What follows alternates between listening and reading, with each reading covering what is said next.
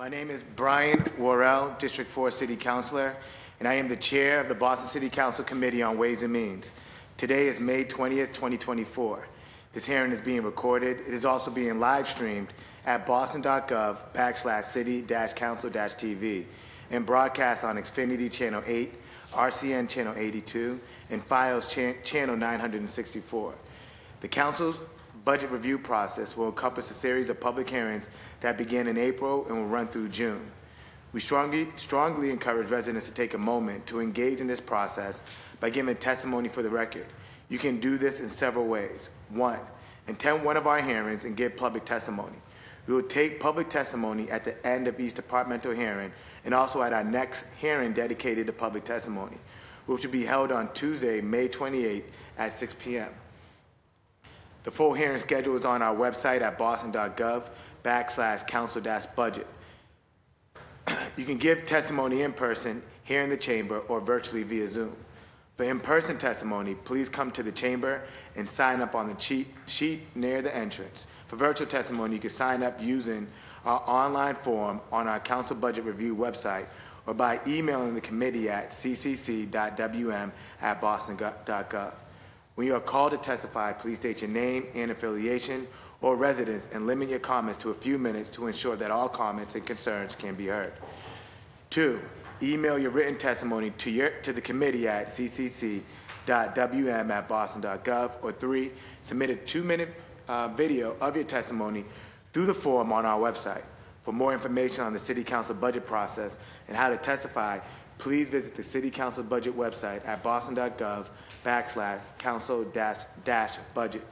Today's hearing is on dockets number 0670 through 0672, order for the FY25 operating budget, including annual appropriation for department operations for the school department and for the other post-employment benefits.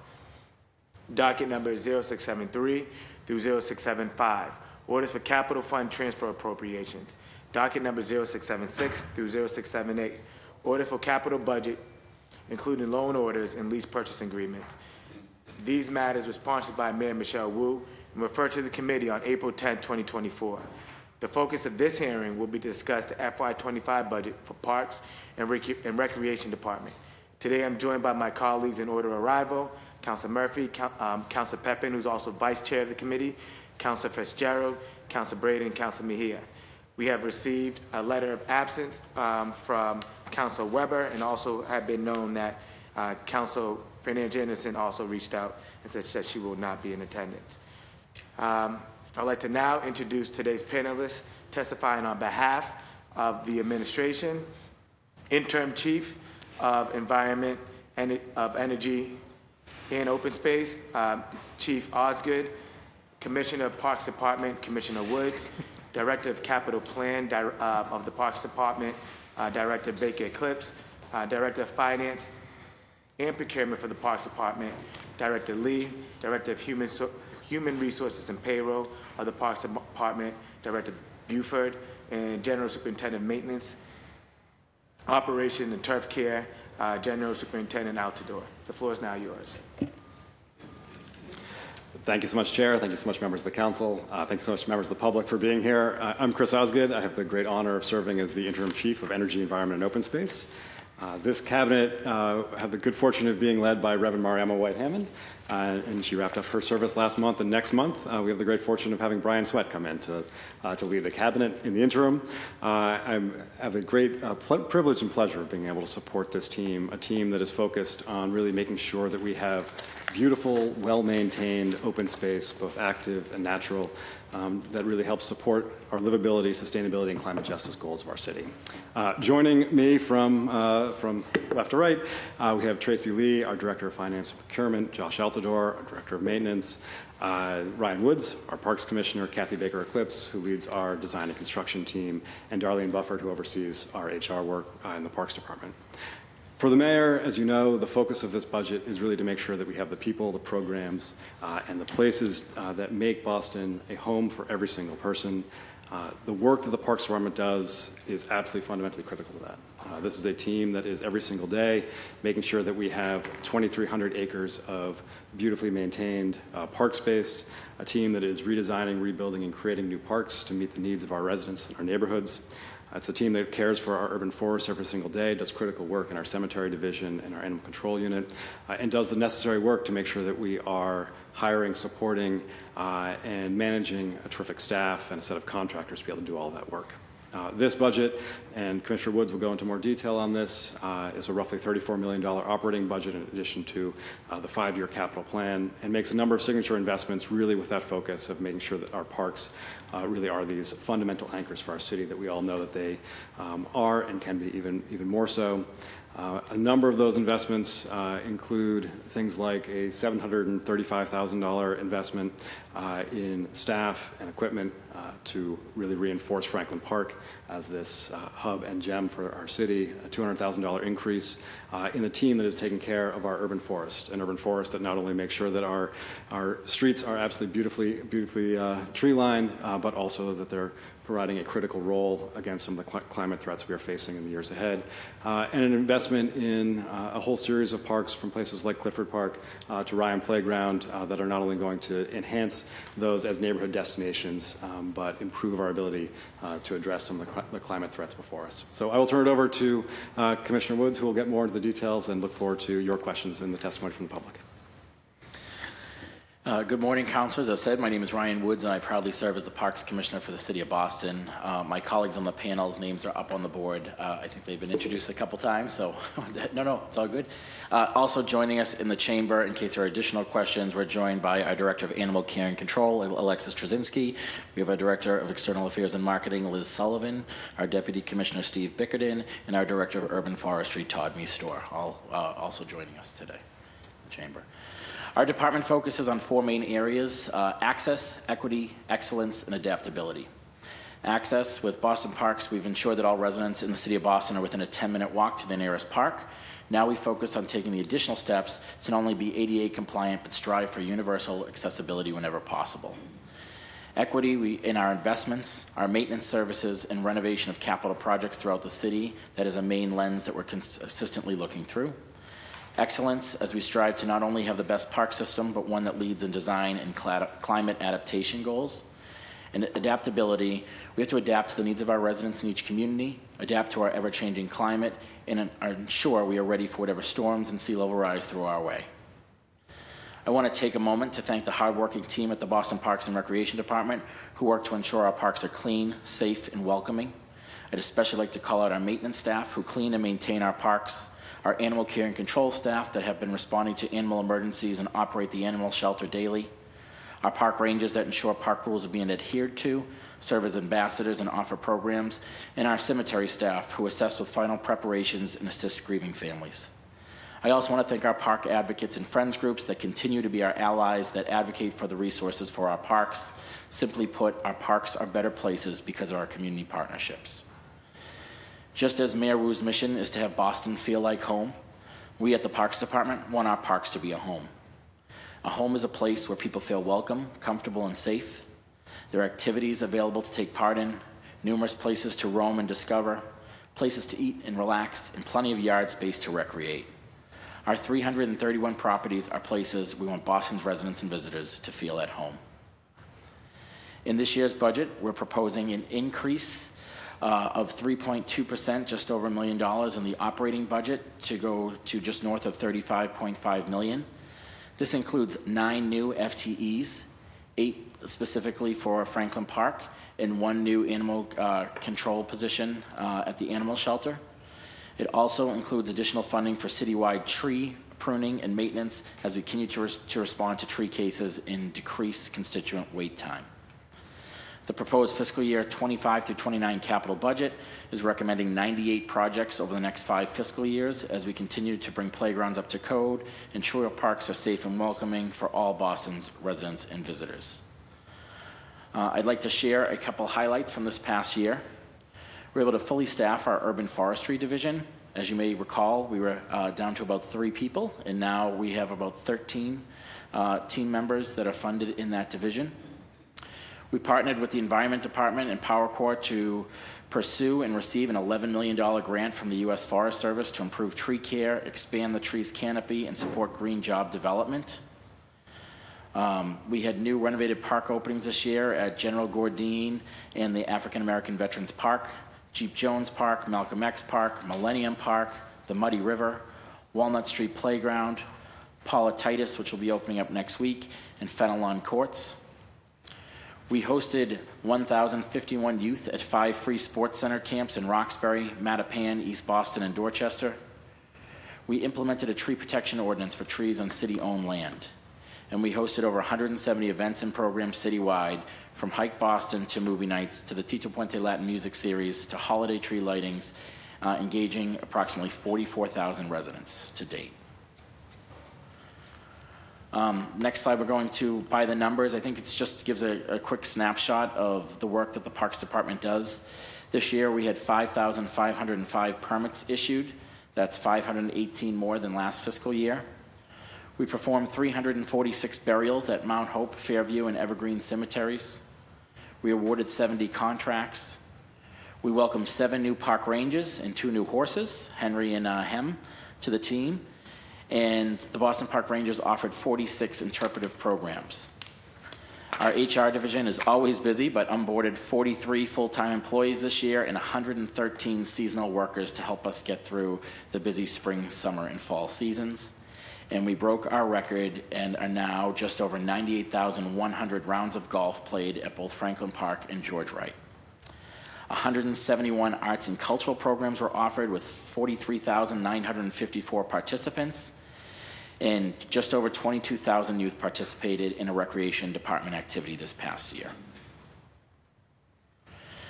In our tree division, we're on track to plant 1,765 new trees in this fiscal year.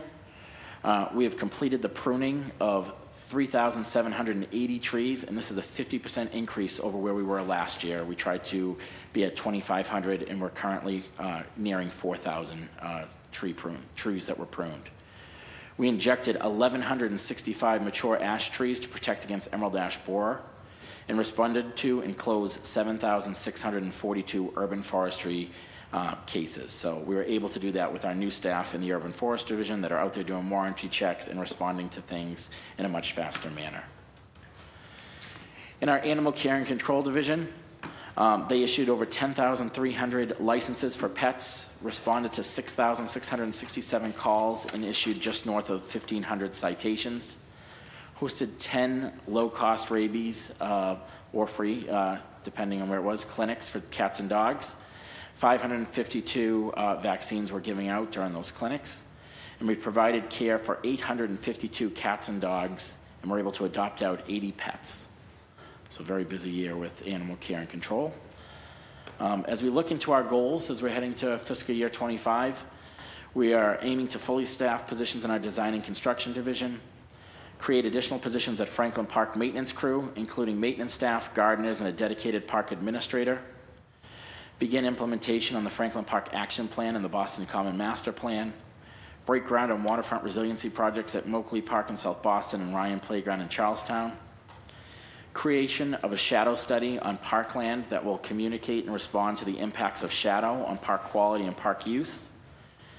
As always, increase programming, partnerships, and activations in our parks.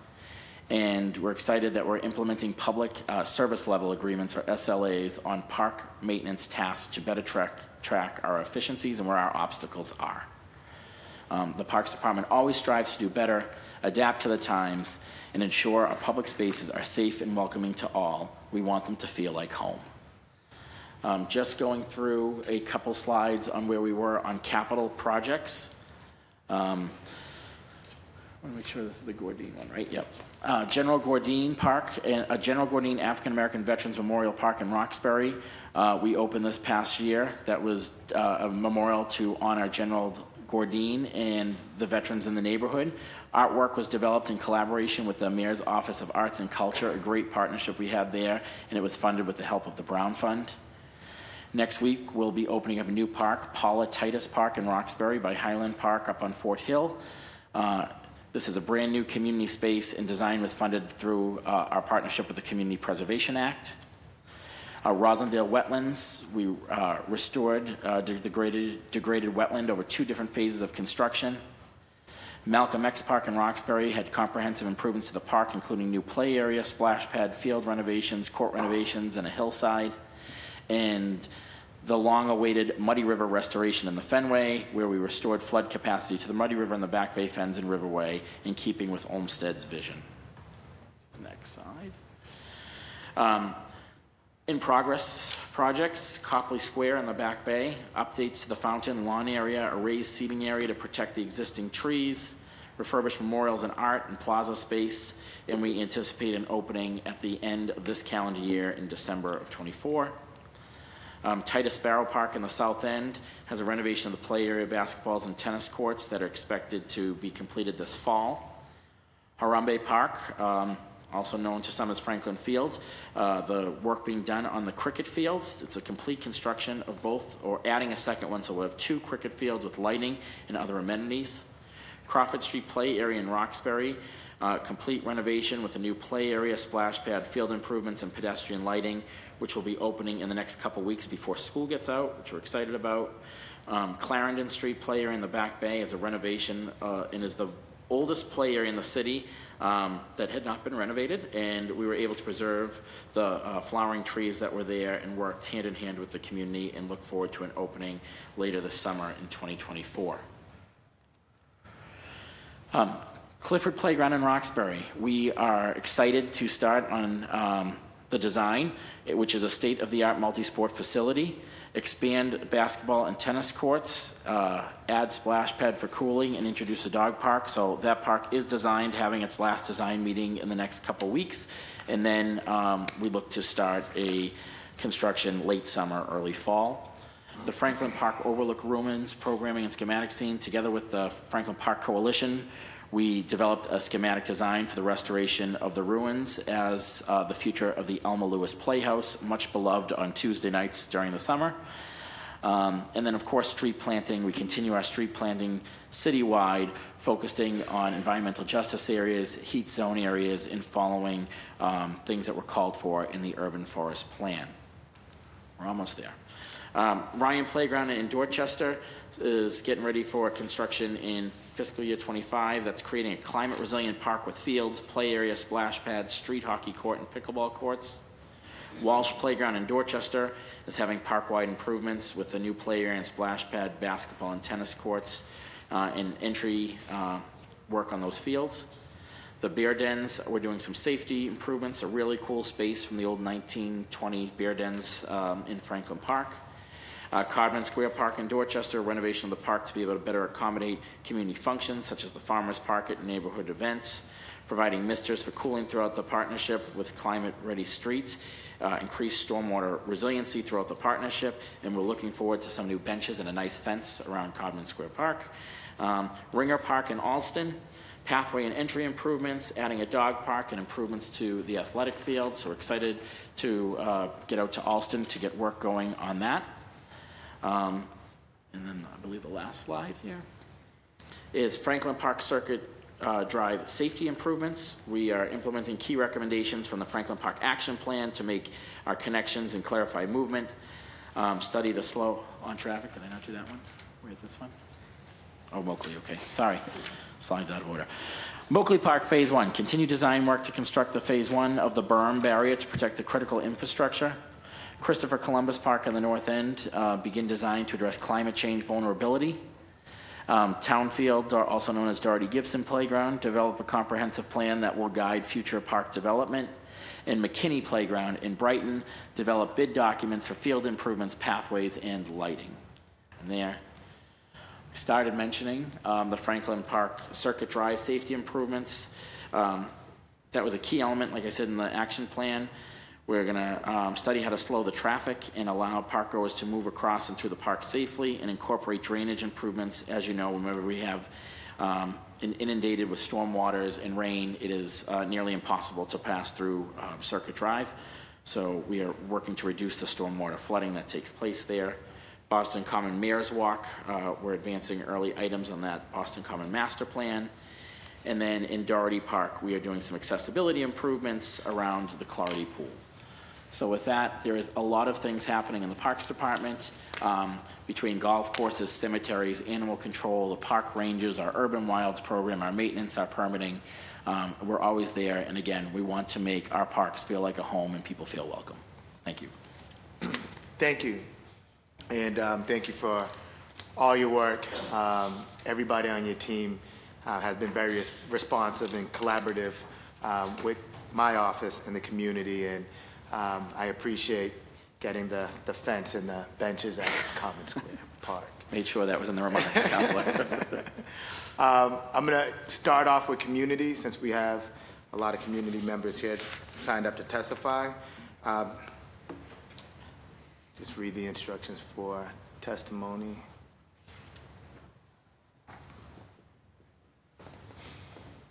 When you hear your name is called, please come down to one of the two podiums and state your name, neighborhood, and/or affiliation. Please speak into the microphone, and please keep your comments to 2 minutes. Michael, followed by Katarina.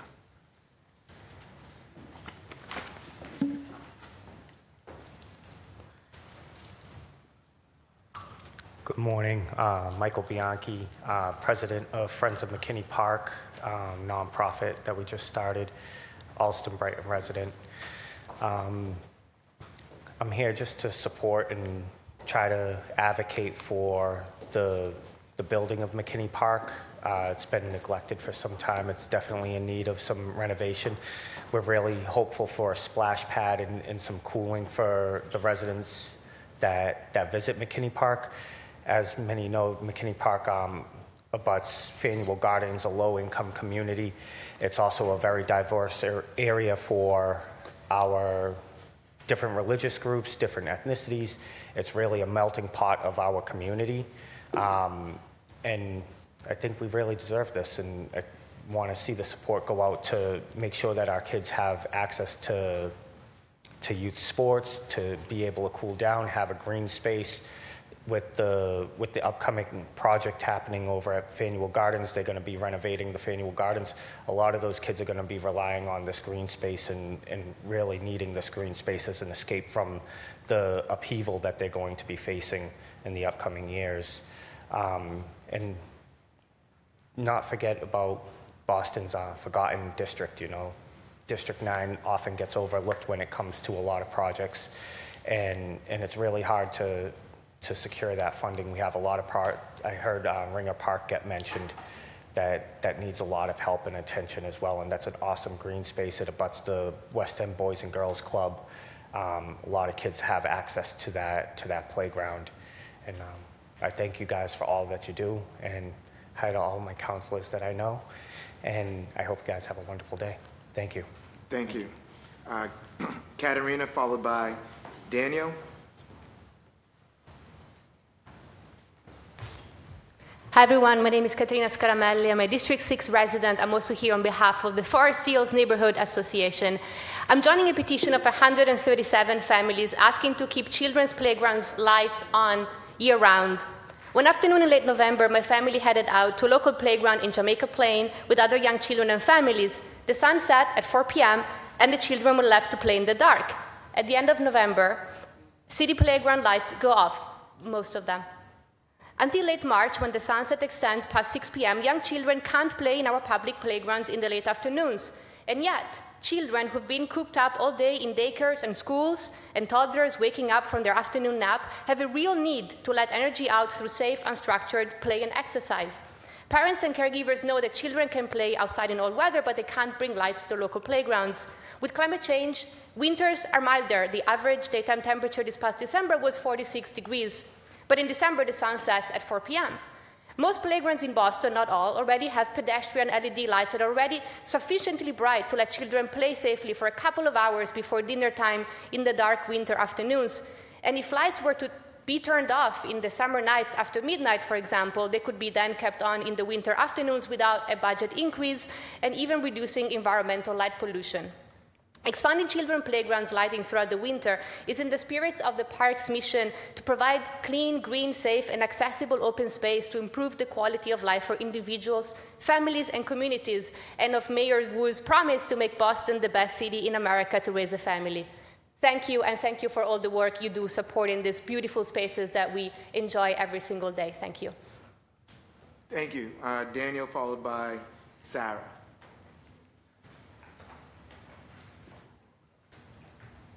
Good morning, everybody. My name is Dan Moon. I'm the president. I'm leading an organization in Jamaica Plain, and I'm here to speak about that organization called Jamaica Pond Citizens, which is a new group aimed to protect, preserve, and enhance the natural and historic beauty of the Jamaica Pond for the residents of all of Boston's neighborhood. After spending 25 years as the president and the executive director of the Environmental Business Council in New England, I have now the opportunity to focus my energies on projects in my backyard, including the Jamaica Pond and the Emerald Necklace Conservancy.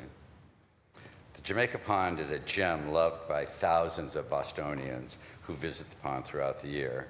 It was interesting, I heard it this morning, somebody told me they love the pond. I hear it all the time, people love the pond, and we want to support that. By the way, I'm very excited to hear that Brian Sweat is joining the organization.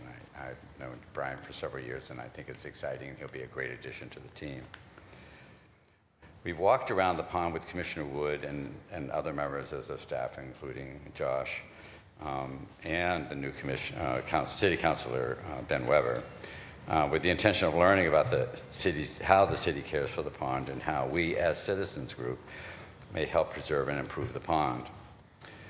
The Parks Department is working hard focusing on maintaining our parks, working off a very tight budget. It's a complex job. I can't begin to understand how difficult it is. 5 years ago, the city undertook a $5 million job renovating the pathway and improving the green spaces around the pond. 5 years later, the walking path remains in fairly good condition, though there are a few issues. But in other respects, deterioration of the pond is significant. The city has not been able to adequately maintain the green spaces around the pond and has not developed a comprehensive long-term approach to managing and maintaining the area, at least not that I'm aware of. Some of the serious problems we see include, with increasing rainstorms caused by climate change, soil erosion in the areas between the pathway and the pond is putting the drainage system installed 5 years ago at risk. The longer this erosion is allowed to continue, the greater the damage to the embankment and to the water quality, because a lot of soils are going into the pond. Not a good idea. Thank you, Dan. I can't finish. Yeah, if you could just wrap it up. Wrap it up, okay. As best I can understand, in the FY25 capital budget, there are 0 funds designated to the Jamaica Pond.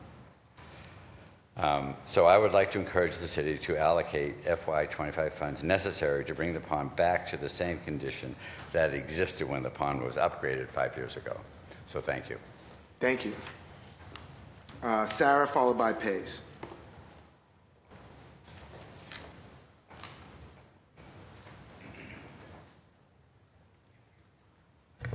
Good morning, everyone. I'm Sarah Freeman, JP resident, many group affiliations, which I don't want to use my 2 minutes to list, and I'm not officially speaking for them.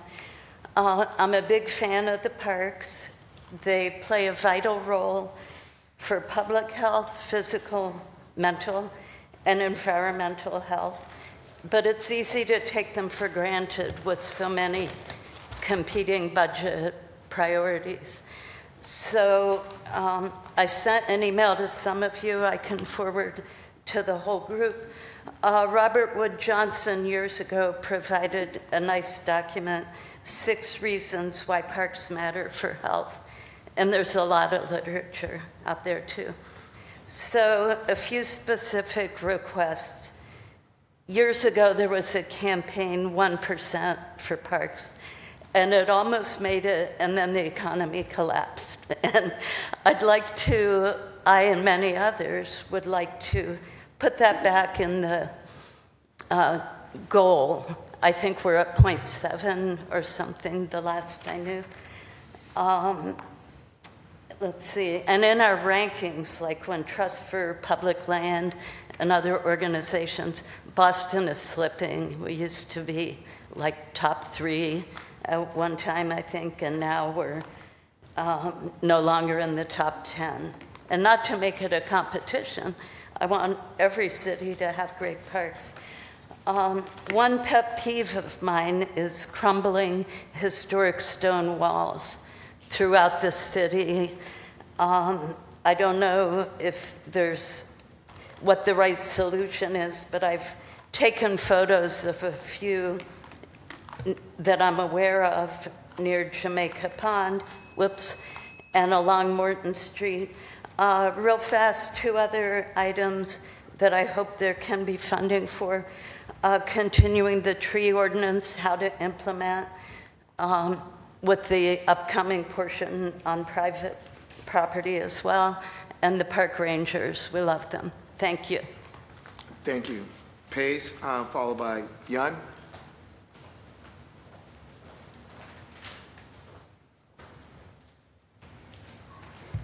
Good morning, Council, and thank you for the opportunity to testify before you today. My name is Pace McConkey Jr., and I'm the Policy Manager at the Louis D. Brown Peace Institute.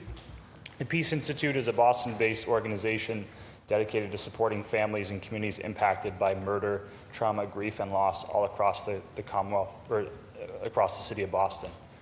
We've expressed in previous Ways and Means Committee hearings our budget requests for the FY25 budget.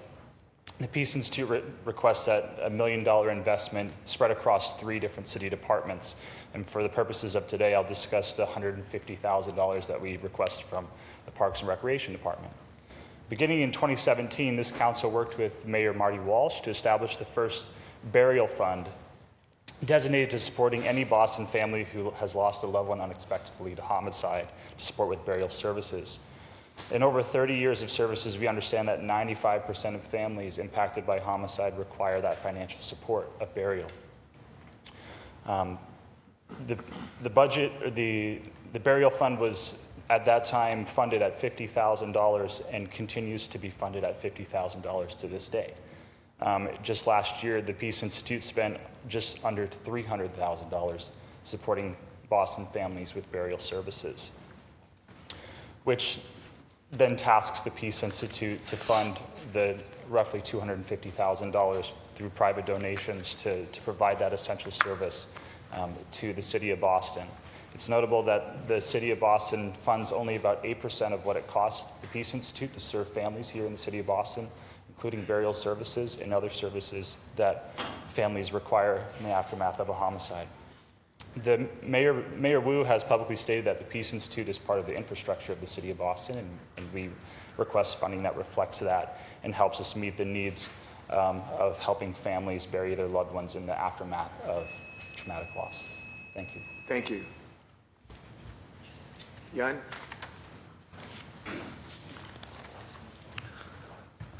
Hello, good morning. Thank you, councilors and park recreation staff, and Josh and maintenance crew for the continuous work you do for the Boston open space. It's really not an easy task. My name is June. I am from the Emerald Necklace Conservancy, and the Emerald Necklace Conservancy is a nonprofit that helps steward and restoring, improving 1,100 acres of the Emerald Necklace for all.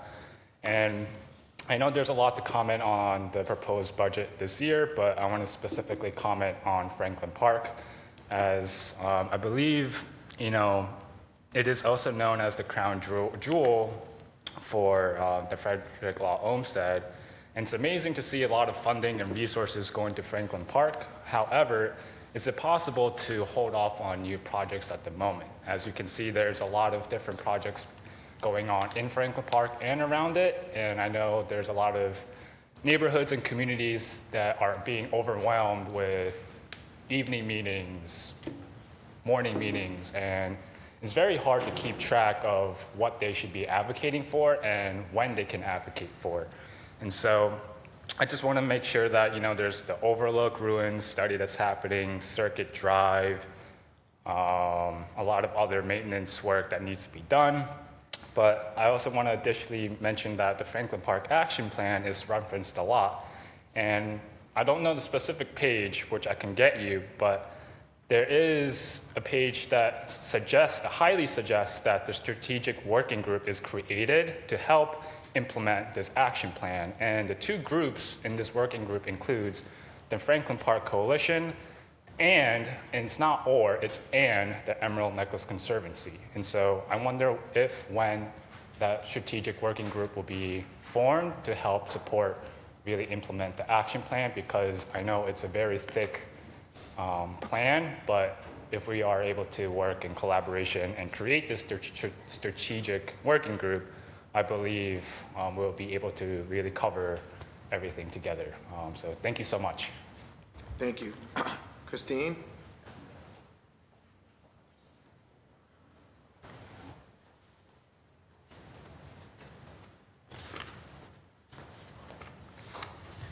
Thank you so much. I'm way too tall for this.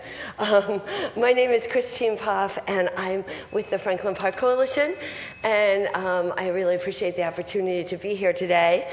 I wanted to talk about two things. First, I really want to thank the Parks Department and Mayor Wu and all the city councilors for supporting Franklin Park over the last few years. As many of you know, it was announced at the Mayor's State of the City address that Franklin Park was going to have a doubling of maintenance staff, which is something we had advocated for years. And so instead of 3 half-time maintenance staff, there's going to be at least 6 full-time from our understanding. And as you may know, Franklin Park is 500 some acres. And so what has existed for decades has been woefully inadequate. In addition, the mayor is adding to the operating budget, and the city council has heavily supported a manager for woodlands restoration. Over 200 acres of the park are woods, and we know with climate resilience how important this historic forest is, and it's covered with invasives, and the paths need work, and the trails to encourage people to use to take walks there and be in the woods. And the last, but really, really important, is that Franklin Park will get a Franklin Park administrator, which is someone to coordinate all of the many, many stakeholders and activities and events and maintenance projects that June mentioned and others in the park, which is just really exciting. And we have learned, it's something that the Franklin Park Coalition has asked for a long time, because we learned from the Olmsted Society and other large Olmsted parks across the country that a really successful Olmsted park has that central administrator. So thank you to all of you. That's really why I'm here.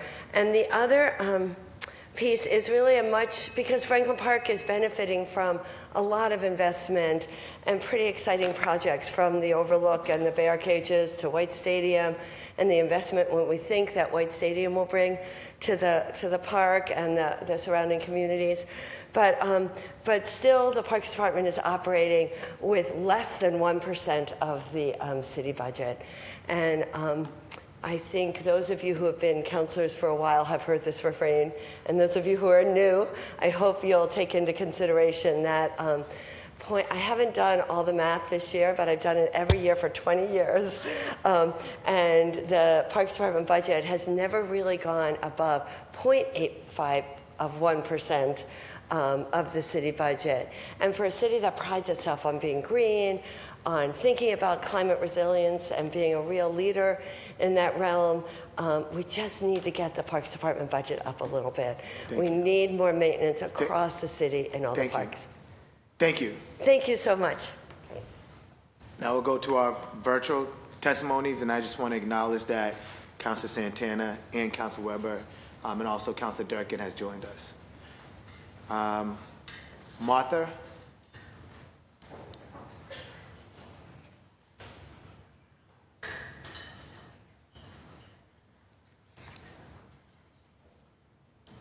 Good morning. Morning.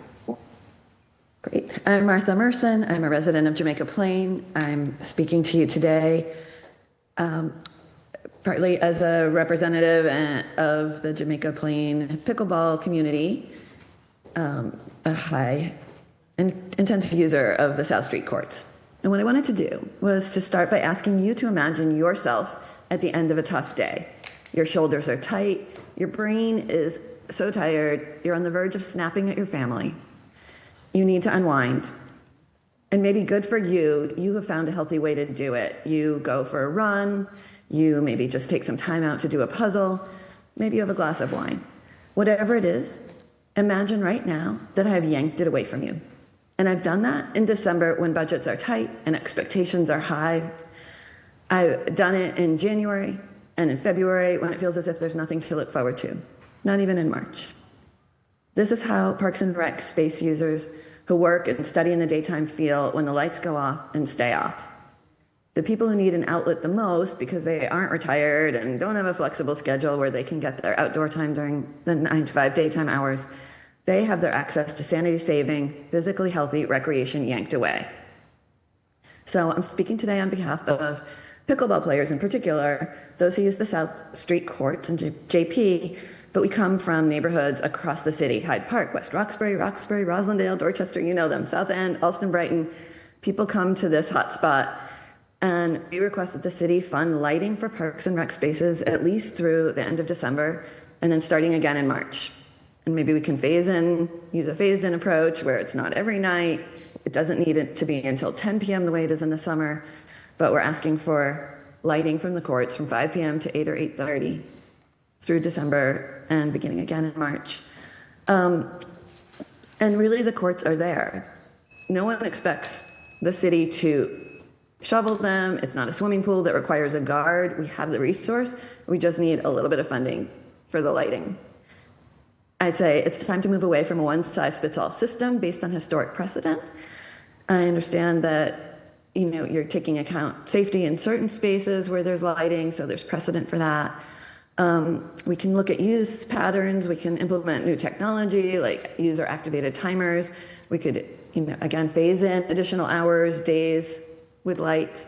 I think neighbors would join discussions with Parks and Rec staff about reasonable approaches that we could pilot. Cities face wicked sticky problems: housing shortages, traffic, air quality. Most of these can't be solved with like a few $1,000s. But with a reasonable small budget allocation, the funding that Parks and Rec gets can align with city priorities for a vibrant nightlife, bolstering physical and mental health, and strengthening. Thank you. you. Really appreciate the time and your work. Molly?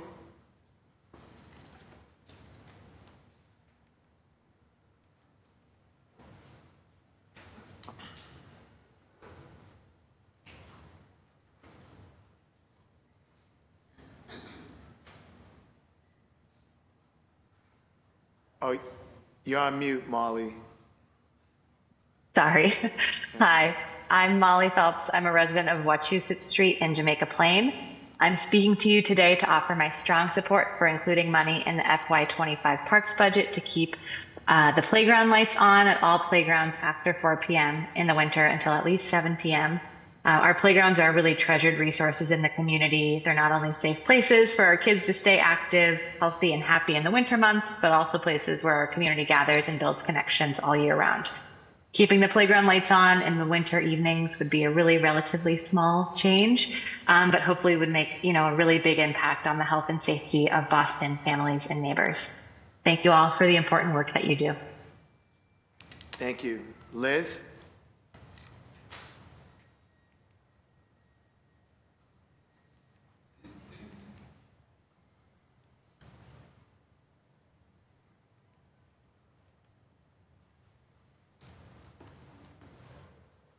All right, thank you. My name is Liz Visa, and I am president of Friends of the Public Garden.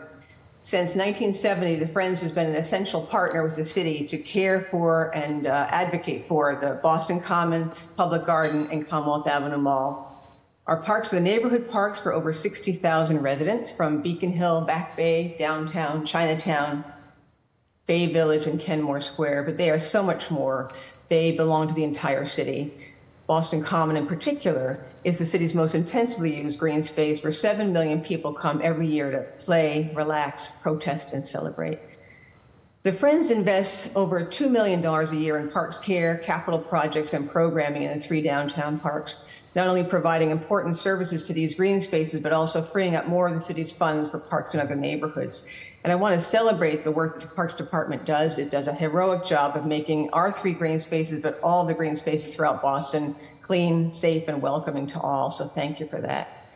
And I'm also here advocating for not only our 3 historic parks downtown, but the health of Boston's green space citywide as part of Boston Park Advocates. We represent a broad coalition of over 100 community partners. It's important to recognize that while individual parks have needs that we must serve, our green space is an ecosystem with no boundaries, and every acre needs adequate support to thrive and serve our community.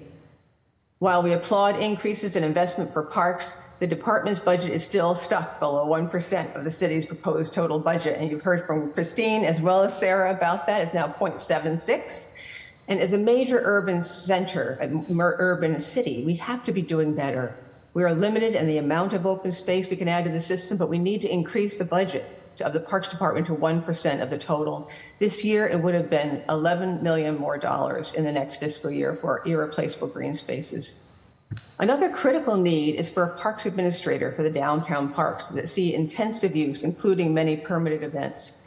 These include the Common, Garden, and Mall, as well as Copley Square and Christopher Columbus Park.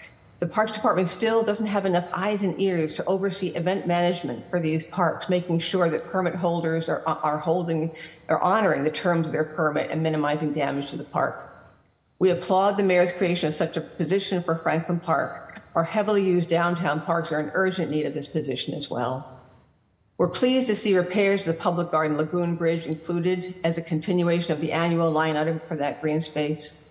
We realize the city is requiring the Parks Department utilize Winthrop Square funds for capital projects in the Boston Common, and that the next 2 high priority projects are included under that funding: renovations to Parkman Bandstand and the surrounding landscape, and improvements to the Mayor's Walk. We are excited about that work coming. We have advocated in the past that this supplemental funding go towards realizing transformational projects in the park, not work that should be done as part of the normal enhancements and repair, which is what these projects are. Thank you, Liz. Thank you. Thank you so much. Edward? Oh, you didn't let me finish.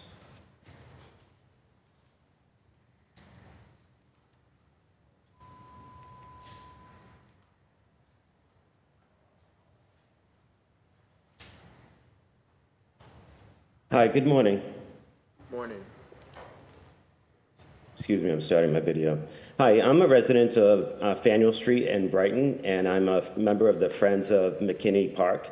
And I'm here to support essentially what Michael has said earlier in his testimony.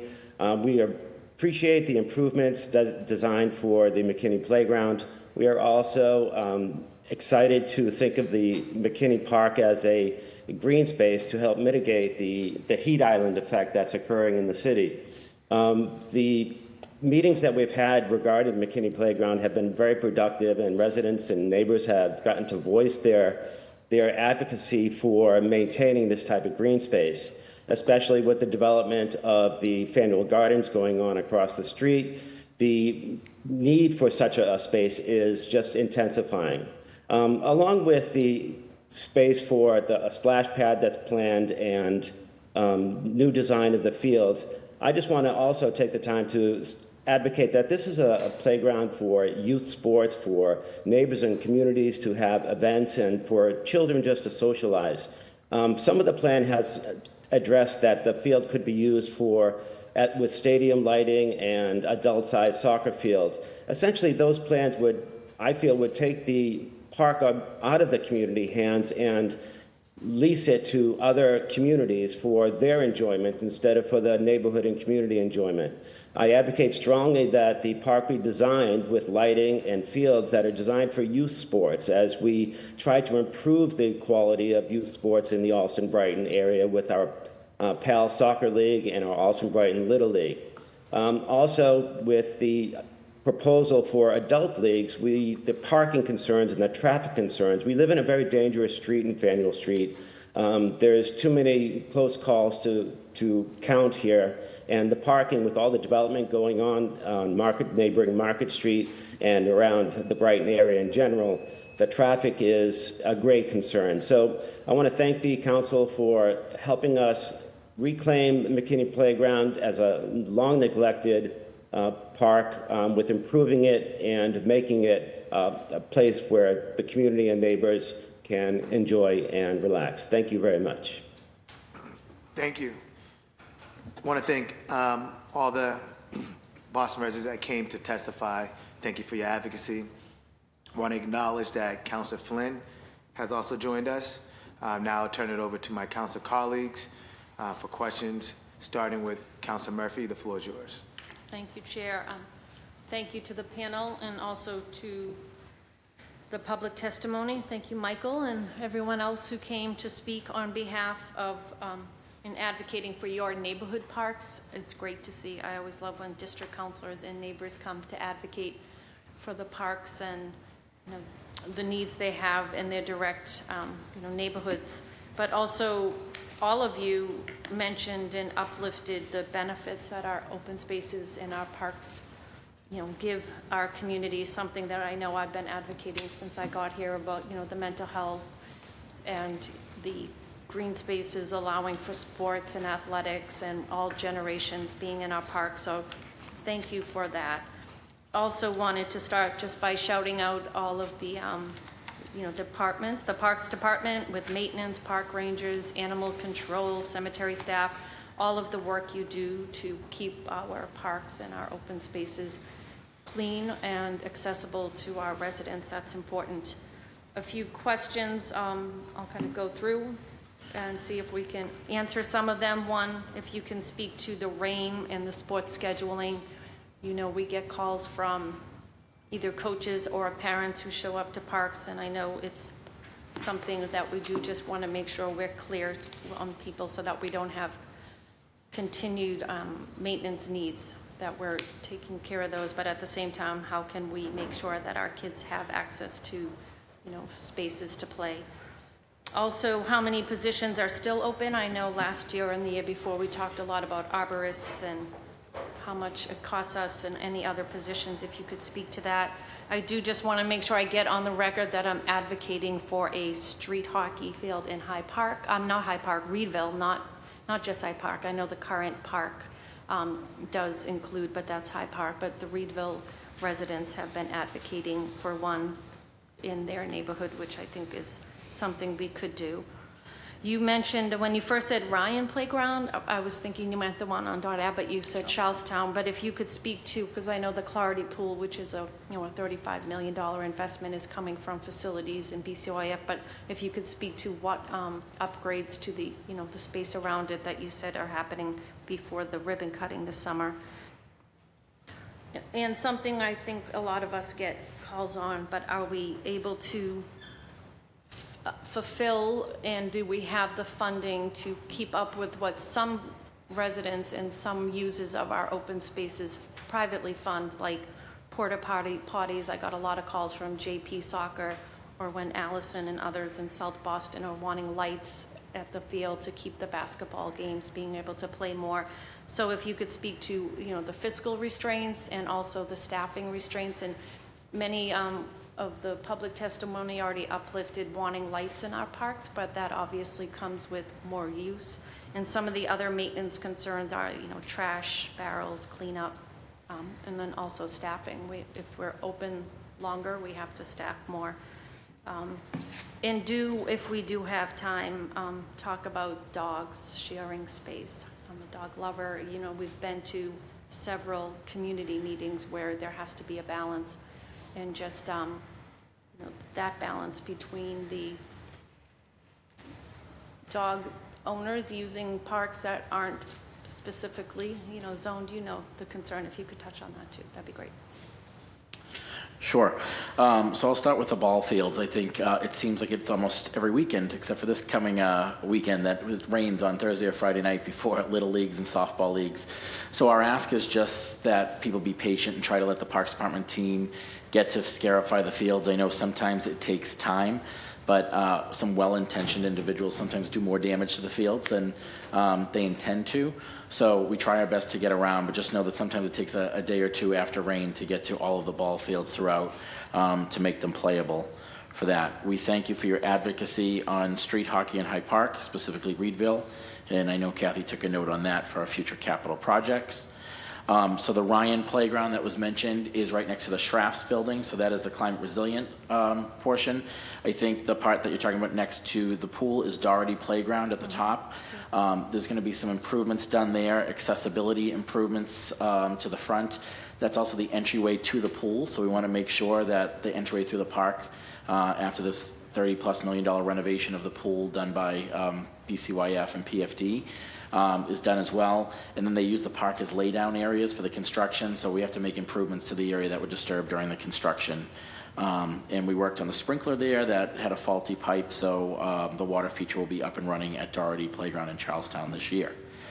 Porta potties, it is correct that the leagues tend to provide their own porta potties. They're not paid for directly by the Parks Department.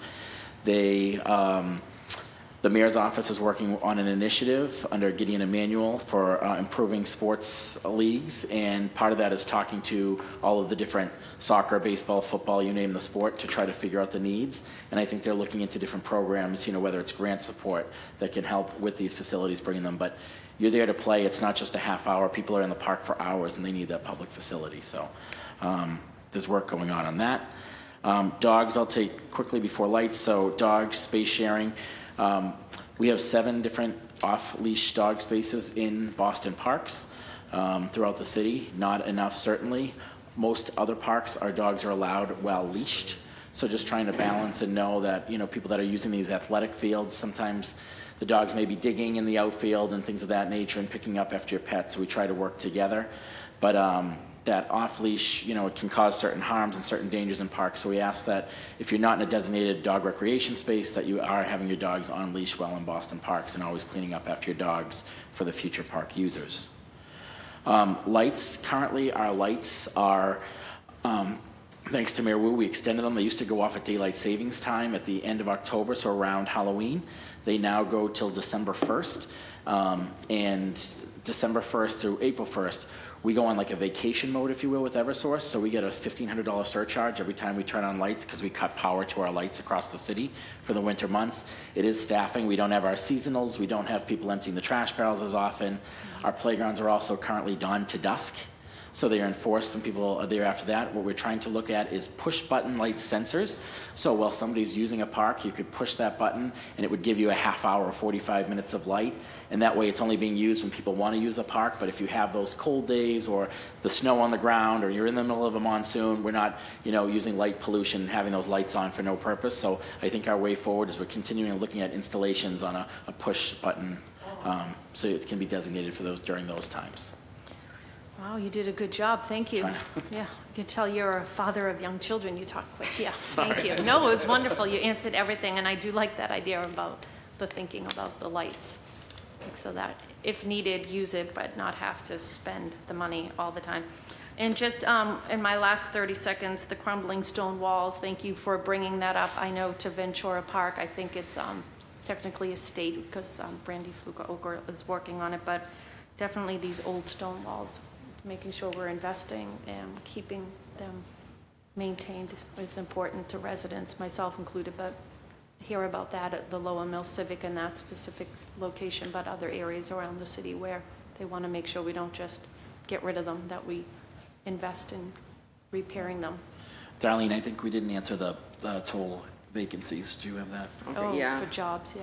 Yeah, But we have we currently have 39 vacancies. Okay. Some of them are due to recent promotions. We do have a lot of specialized roles that we are trying to source to find talent.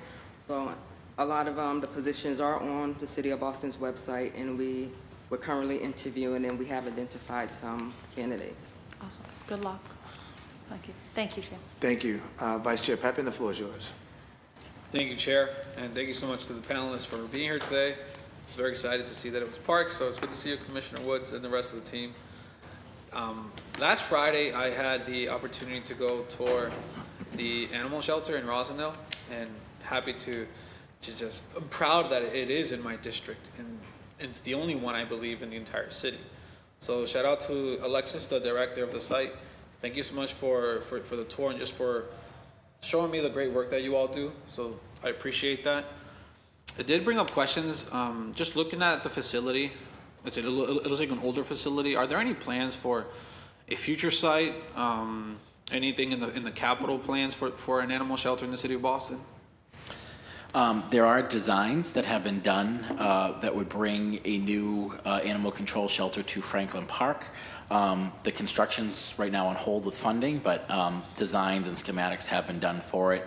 And I can't say enough about Alexis and her team that do so much work to keep that building going. They get those sensors in the middle of the night if the heat goes down and everything, and have to transport dogs and animals if they have to. So they do so much work, and we constantly work with property management in case we need to do interim improvements, little Band-Aid improvements to the infrastructure of the current building. Okay, so the plans are on hold for the capital plans, but are they officially part of the capital plans? Yeah, there's a line item. There is a line item for the animal shelter in the capital budget, yes. Okay, at Franklin Park. At Franklin Park. Sweet. Okay. Which leads me to my next question. When that does happen, does the current site remain there, or would the city make it into something else? Property management owns the property, so I think they'd go through, whatever the process is to see, how else that would be used, if that would be sold or not, or if there's another, we've heard they're looking for more ambulance bays, maybe it turns into repurpose into another city project. Thank you for that. Another thing that I noticed was that there's, and like every department across the city, a shortage of staff. And I know that you said there's 39 openings in the Parks Department. 39. What are we doing for those specific positions at the animal shelter? Just because I know that it's a little bit different when you're dealing with something that's living, like an animal. It requires 24/7 service. Are we doing any proactive approaches compared to other positions? Yeah, I think we're always recruiting. Alexis has been in the field for a long time, so has a lot of connections too in the world of animals and working with Animal Rescue League and MSPCA and other types out there.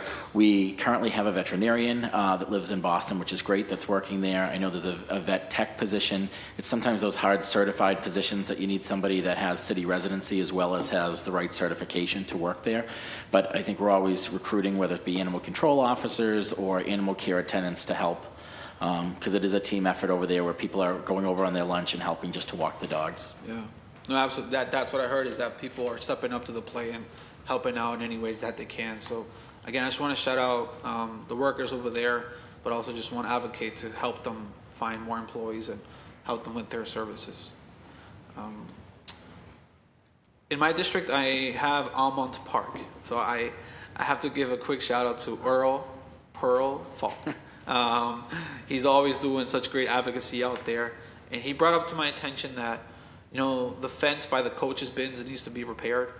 There has to be more trash cans during special events, and they are in need of more porta potties during the summertime. Obviously, there's a lot of leagues that play out there. I do want to thank the Parks Department for helping the Mattapan Patriots with their bin and moving that, so thank you for helping them. But I do know that just being there during the summertime last year, there was a shortage of just bathroom availabilities. There was like 4 different sporting events happening at once.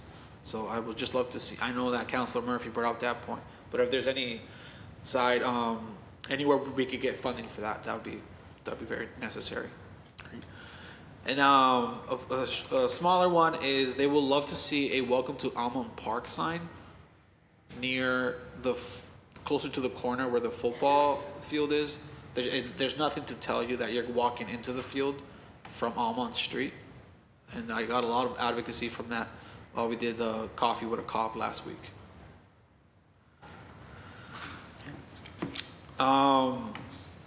This is a question that I love to ask you, Commissioner, but also Chris, if you're able to answer this as well. So recently in my district, I've gotten a lot of questions about trees that are breaking city sidewalks. And I know that there's a tree ordinance protecting public trees. However, it's gotten to a point where some situations are leading to residents tripping, falling, not able to pass by with a wheelchair, not able to pass by with a stroller. In one occasion, it has actually cracked into the foundation of a house that abuts the tree. What can we do to be proactive to stop these situations? Because if an unfortunate situation happens where someone trips and injures themselves, I mean, they have every right to sue the city. What can we do to prevent this from happening? I know this is probably a conversation with Public Works as well, but I know that the trees are the main culprit here. I'm going to start.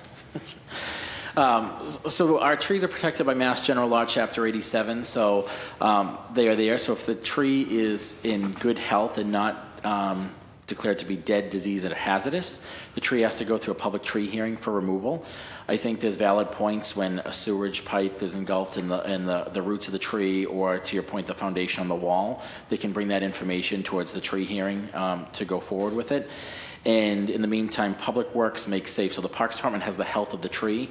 Public Works owns the sidewalk of the tree. So obviously when the roots, they do some tar patching and stuff to fix that until it's in a new cycle for that stretch of sidewalk to be repaved or re-cemented. I don't know, Chris. The only thing I would add is obviously we don't want, we sort of have the dual goals of accessible streets and sidewalks and tree-lined, beautiful places that all of us sort of live or work on. So we want to be able to do both of those things, and I'm happy to work with the streets team about their sidewalk budget, walk through a little bit of the process that we go through, to Ryan's point, of how we actually deal with make safe requests that come in, and how we are thinking about the type of sidewalk construction that we're doing, as well as the tree pits we're creating, to make sure that we are lessening any of that sort of structural conflict that may exist between the trees that we want and the sidewalks that we also need and want.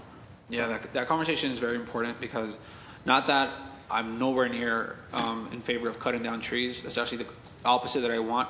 But if we can look into just using maybe different materials for that specific, for the sidewalks where there are tree pits, I think that would be another good solution. But happy to have the conversation with you all as we are working it in my office proactively. And then the last question really quickly is McGaughan Playground. Do we have the exact time when it will be open? I think the fences are going to come down the next few weeks, and so we're going to be scheduling a ribbon cutting for later this summer. Awesome. Yeah, the parents in that area are very excited, and I probably get an email from it every day. So I appreciate that. Looking forward to being at that ribbon cutting.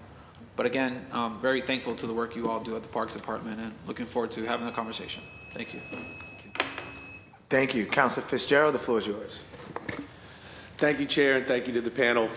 First, let me just say thank you from District 3. The parks in District 3 have been shown a lot of love over the past several years, whether it's those recently invested and completed, such as Garvey, Hemingway, Ryan Playground, and even the ones that are currently in design, Townfield, Byrne Playground, Ronan, Clifford.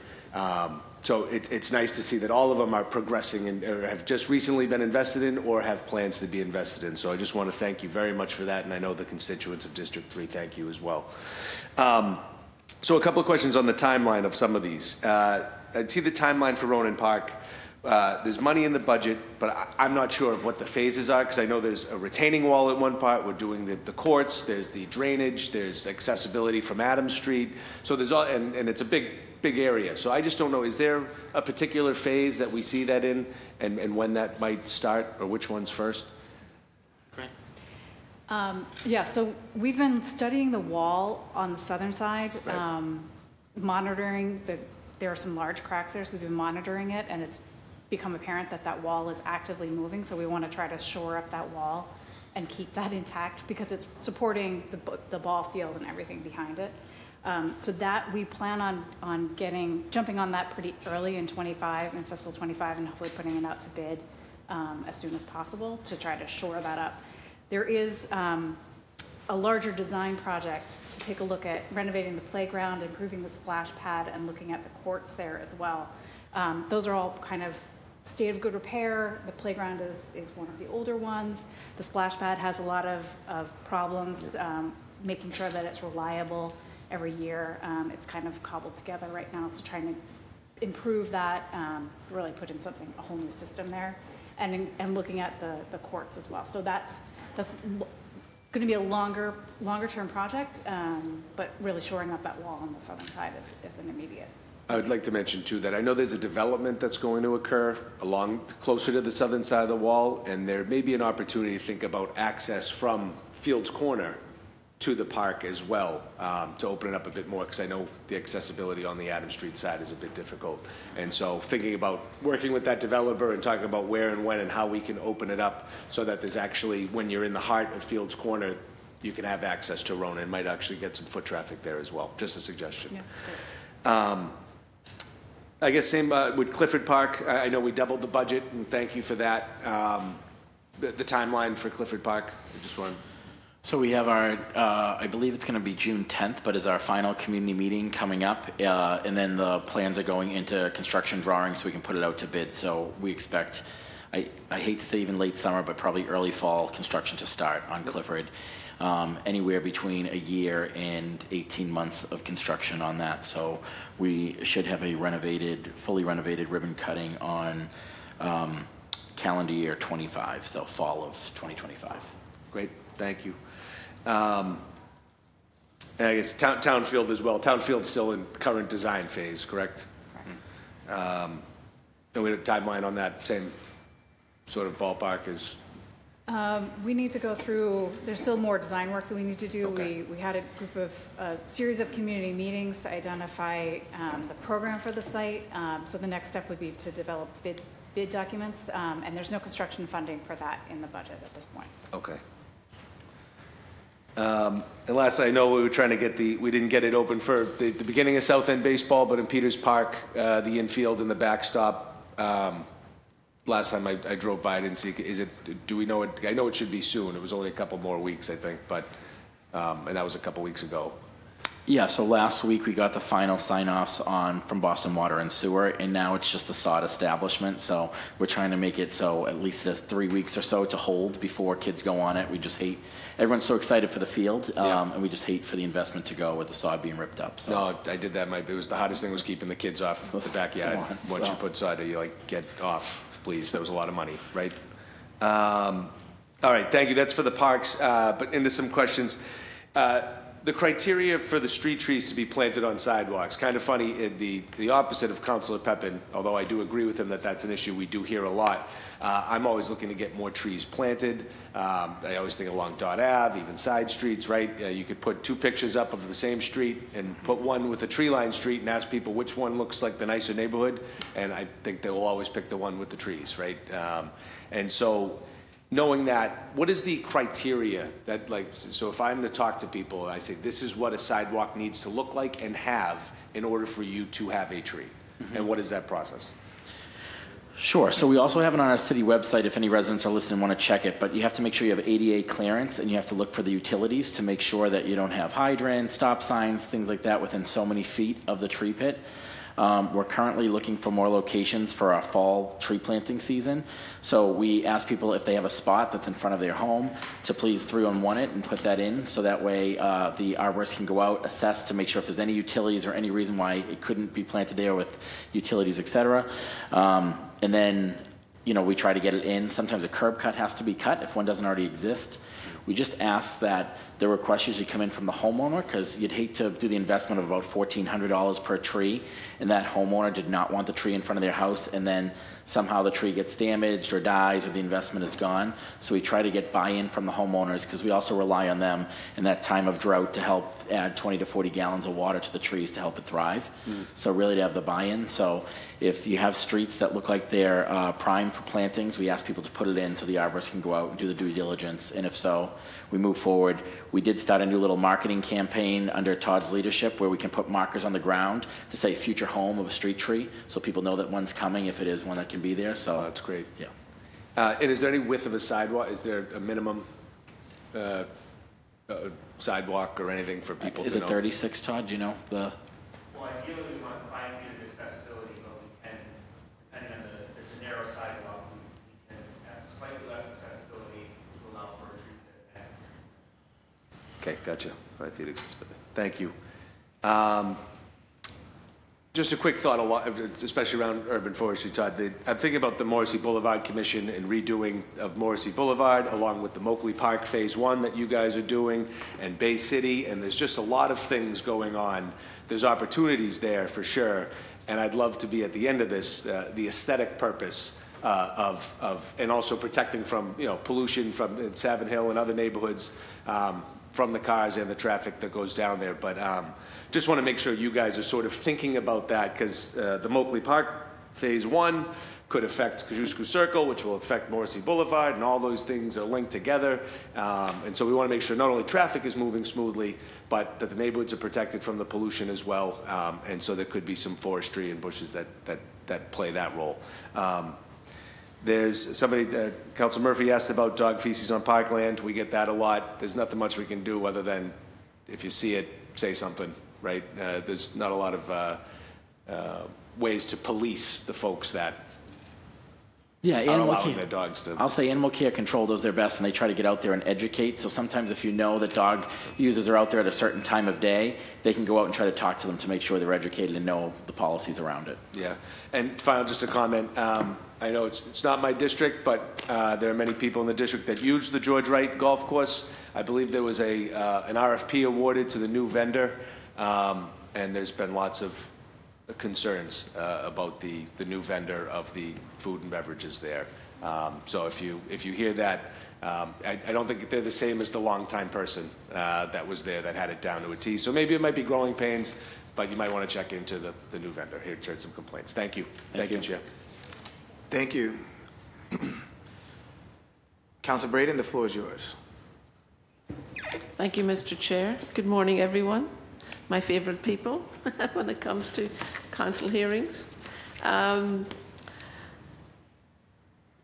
want to do a dig into the capital plan for parks in Alston Brighton. I think you anticipate this coming. We have the McKinney Park, and Michael has come in, and we had another constituent come in and advocate for progress on the McKinney Park playground. It has been in the works now for 10 years. The first time it was a new project in financial year 2016. Is that 10 years? Close. It's close. It's a long time. And as you know, it's across the street from Faneuil Gardens, where there are 350 kids, literally across the street, and they're going to be redeveloping that project, that development in the next year. And they're going to probably going to start construction in, 18 months or so. So it's coming really fast. And we had really hoped that the playground would be in a further along. I know it's been a bumpy road, and we've had COVID, and we've had, but it's really frustrating. Like, I think the total amount spent, according to our records and our research, is about $75,000 so far, just on scoping and partial master planning and whatever. Is there any possibility, like, it's in design, is there any timeline, like when will that actually get going? And the other thing, with thinking about all of the young kids, and not just on at Faneuil, but across in the general area, there's a lot of young children now, and there's more of a need for like playgrounds and splash pads. And can we, even if it's a delay, like, can we get something done? Because it's really, really bad at this point, and people are losing patience. And I'll also give you in the other park, this where people are losing patience, is Ringer Park. It's only actually relatively short period of time. It's been 6 years in. It was a new project in financial year 2019, which was that was 2018, and again. It is bang in the middle of an urban heat island. It's very, very densely populated. It's an Olmsted park that hasn't had any, according to folks who used to work in the Parks Department, who live in the neighbourhood there, say the last significant investment was in the White administration. So we're going back a long time. Not only are we not moving projects fast, but we're not actually like, I know we've had we're not actually, and we beat the bushes and get a lot of money. As for anybody, any developer, anybody we can get money from, we will try and get money for our parks in Ulster and Brighton. And it's really frustrating. So can you give me some hope that we're actually going to move forward in these things? And we also know, like, the parks that need a lot of attention, the one up at Fidelis at the back, again, Commonwealth housing, hundreds of kids, and their park is in miserable state. And then McPennyman is another project that has been in the works. Again, another project, because there's been a huge amount of development around it. We've been able to get some money towards renovating the Pennyman. And again, it's next door to our low-income housing on Hainault Street and the Honan apartments. So the places where we have kids and we need the parks to be stepped up, we're really struggling. So, and I know I'm you know, a lot of the issues, I know the challenges, but please help me. Any hope for Ulster and Brighton in terms of parks? Thank you, Councillor. Yeah, we've made a lot of significant design progress on both McKinney and Ringer in the past few months, and we're actively looking for some additional funding that's available in the neighborhood to try to maximize the capital budget, how far the capital budget can go for both of those sites. So fingers crossed for both of those projects. We do want to get those out as soon as possible. So we're looking at as soon as the money firms up, getting those out to bid as soon as possible.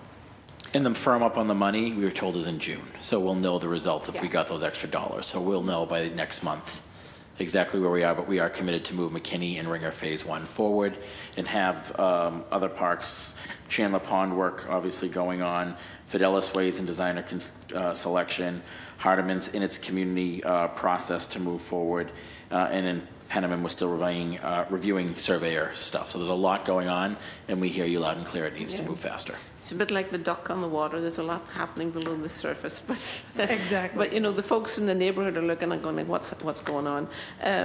You know, and I also, you know, I'm really struggling to understand, you know, the whole capital planning process. Like, begin, you know, plan, do, finish sort of thing, and how things proceed through the planning process. Because, you know, if a project it shouldn't really be in the works for 10 years. We shouldn't have to have this conversation. Yeah, so with McKinney and Ringer, we did a master plan to kind of guide the whole overall picture. The overall planning, how we want to approach the site, what's the highest priority. And I don't think we've put those Phase 1 plans into action as quickly as we should have. So if we had looked at a comprehensive renovation, I think we might be in a different place. But we're trying we're both trying to maximize the capital dollars and deliver as much as possible. So that's you know, and I know we've had a hard time, but I really do applaud you. Like, your tree work, everything, your things are moving forward, and I'm very encouraged on a lot of things. But when it gets down to brass tacks, when it comes to capital planning and execution, is really. And I also like to echo my support for trying to expedite work on the animal shelter. I know that was something Chief Mariama White-Hammond was focused on, but. You know, I think their facilities over there are very, very wanting, and we need to sort of give them some sort of priority. There's a lot of things. There's a lot of competing demands for money, especially our challenges with regard to climate change and stormwater control and all the rest of it, like Muckley Park, all of it. We're going to have some big challenges, but also we have to pay attention to these other things that are sort of not such mega projects, but we can't be leaving the other things behind. I know it's tough choices. Also, a quick question about street trees. What's the process and timeline for removal of a dead tree and then replacing it with a new tree? Because I hear it takes years, but I don't want it to take years. It doesn't take years anymore. Now that we're more staffed up, we do have a removal contract. So when somebody puts in a tree to be removed, we have the arborist go out and assess it. Because again, if it's not dead, disease, or hazardous, it's subject to Mass General Law, Chapter 87. So we have to have a public hearing about the removal of that tree. But if it is dead, disease, or hazardous, it is able to get on a removal list. Once the contractor is able to remove the tree, it automatically goes on a replanting list. So for the following season. So if something got removed now, it would probably be for next spring to go on there. So once it gets cut, you're within a year for replanting. Yeah. So do you report it to 311? Report it to 311, yep, and then the arborists go out and do the assessment. Very good. Thank you. My time's up. I'll probably come back for some more questions. Thank you so much. Thank you. Councilor Mejia, the floor is yours. Good morning, Chair. And good morning, everyone. Morning. Excited to have y'all here. I have 7 questions because I have 7 minutes. That means a minute at each answer, okay? You have 8. I have 8, and then a bonus round. I'll surprise y'all. Okay, so I'm curious about the stormwater. You had mentioned it. I've gotten several calls from small businesses in particular stating that they have recently gotten a property tax or some sort of tax that is being charged to them for stormwater. So I just need some clarity around that. I'll ask all my questions and y'all can go through it. I am curious about some of the permits for baseball players in particular. I'd love to learn a little bit more about sort of the type of outreach and education that happens when you're going to use a park. What's the noise violation? Because you and I, Commissioner, we've done a lot of work together where we go to these parks and we try to educate everyone. So I'm curious what, if anything, we could be doing to get ahead so that people know exactly what they need to do and can't do in these parks. I'm also curious about, within that same conversation, that there's some permits, that there's been a little bit of discrepancies, that there are some folks who show up to some of these parks with loud music, and the people who are playing loud music are playing the music on the street, not on the park, but then the baseball players are being accused of being the reason why, and their permits are at risk. So I just love some clarity around that. I'm curious about the Louis D. Brown Peace Institute in particular. I know that they've been advocating for some financial support, so I'm curious what could that look like in this budget. In regards to Clifford Park, I'm curious if it would be possible to start the design after the baseball season. I know I've gotten some calls from folks who use the park and wondering if there's any way we could hold off until their season ends so we're not displacing some of them. So I'm just curious about what that looks like. I am curious about street maintenance. There have been some constituents, specifically around Washington Street in Rosendale in particular, where they have, and we've called in 311, where some of the trees that are on the sidewalks are coming up, and it's making it really hard for people who have mobility issues to get through that space, and it's in front of someone's house, so the owner's a little bit unclear as to who is responsible for that. So just if you have any guidance around that, would love to hear it.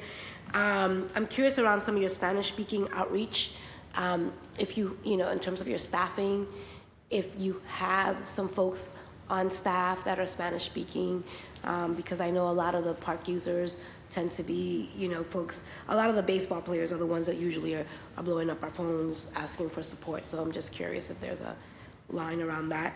Pickleball, crazy, but I've gotten lots of emails around pickleball. I'm curious how many pickleball parks we have, if there's a way for us to increase, because that seems to be an emerging, need. And I just want to go on the record in supporting my council colleague, Councilor Breeden, and the folks who are here on behalf of McKinney Park to say that it is due time that Alston and Brighton gets their fair share of capital improvements. And I think that this is one way to repair the long harm that we have caused that district. So just want to go on the record in support of that. So those are my questions. Do you want to do the stormwater? Council, quickly on the stormwater piece. I imagine that is the stormwater fee, which is being charged by the Boston Water and Sewer Commission, with the intent of that investment being put back into infrastructure that reduces the impact that severe rainstorms are going to have. I'm happy to both connect the Water and Sewer Commission with you, and happy to make sure to connect with any small business owners and get any advice about how to better communicate that out for the Water and Sewer Commission. Yeah, because I think it came as a surprise to some of these small businesses, and then I'm curious if there's any way for us to loop in Chief Edu around this conversation and supporting these small businesses. Great. Thank you. Now, let's go on to permits for just the permitting process and education. I got you here. So permits with education. So we did back in like 2016 or 17 went to an online permitting software system that people can go on when they pull their permits. They have what are, park rules, things of that. You can now go on the calendar and see where there's certain holes to see when fields are available. So that's made it easier. It's more public facing now, so people can get their block in.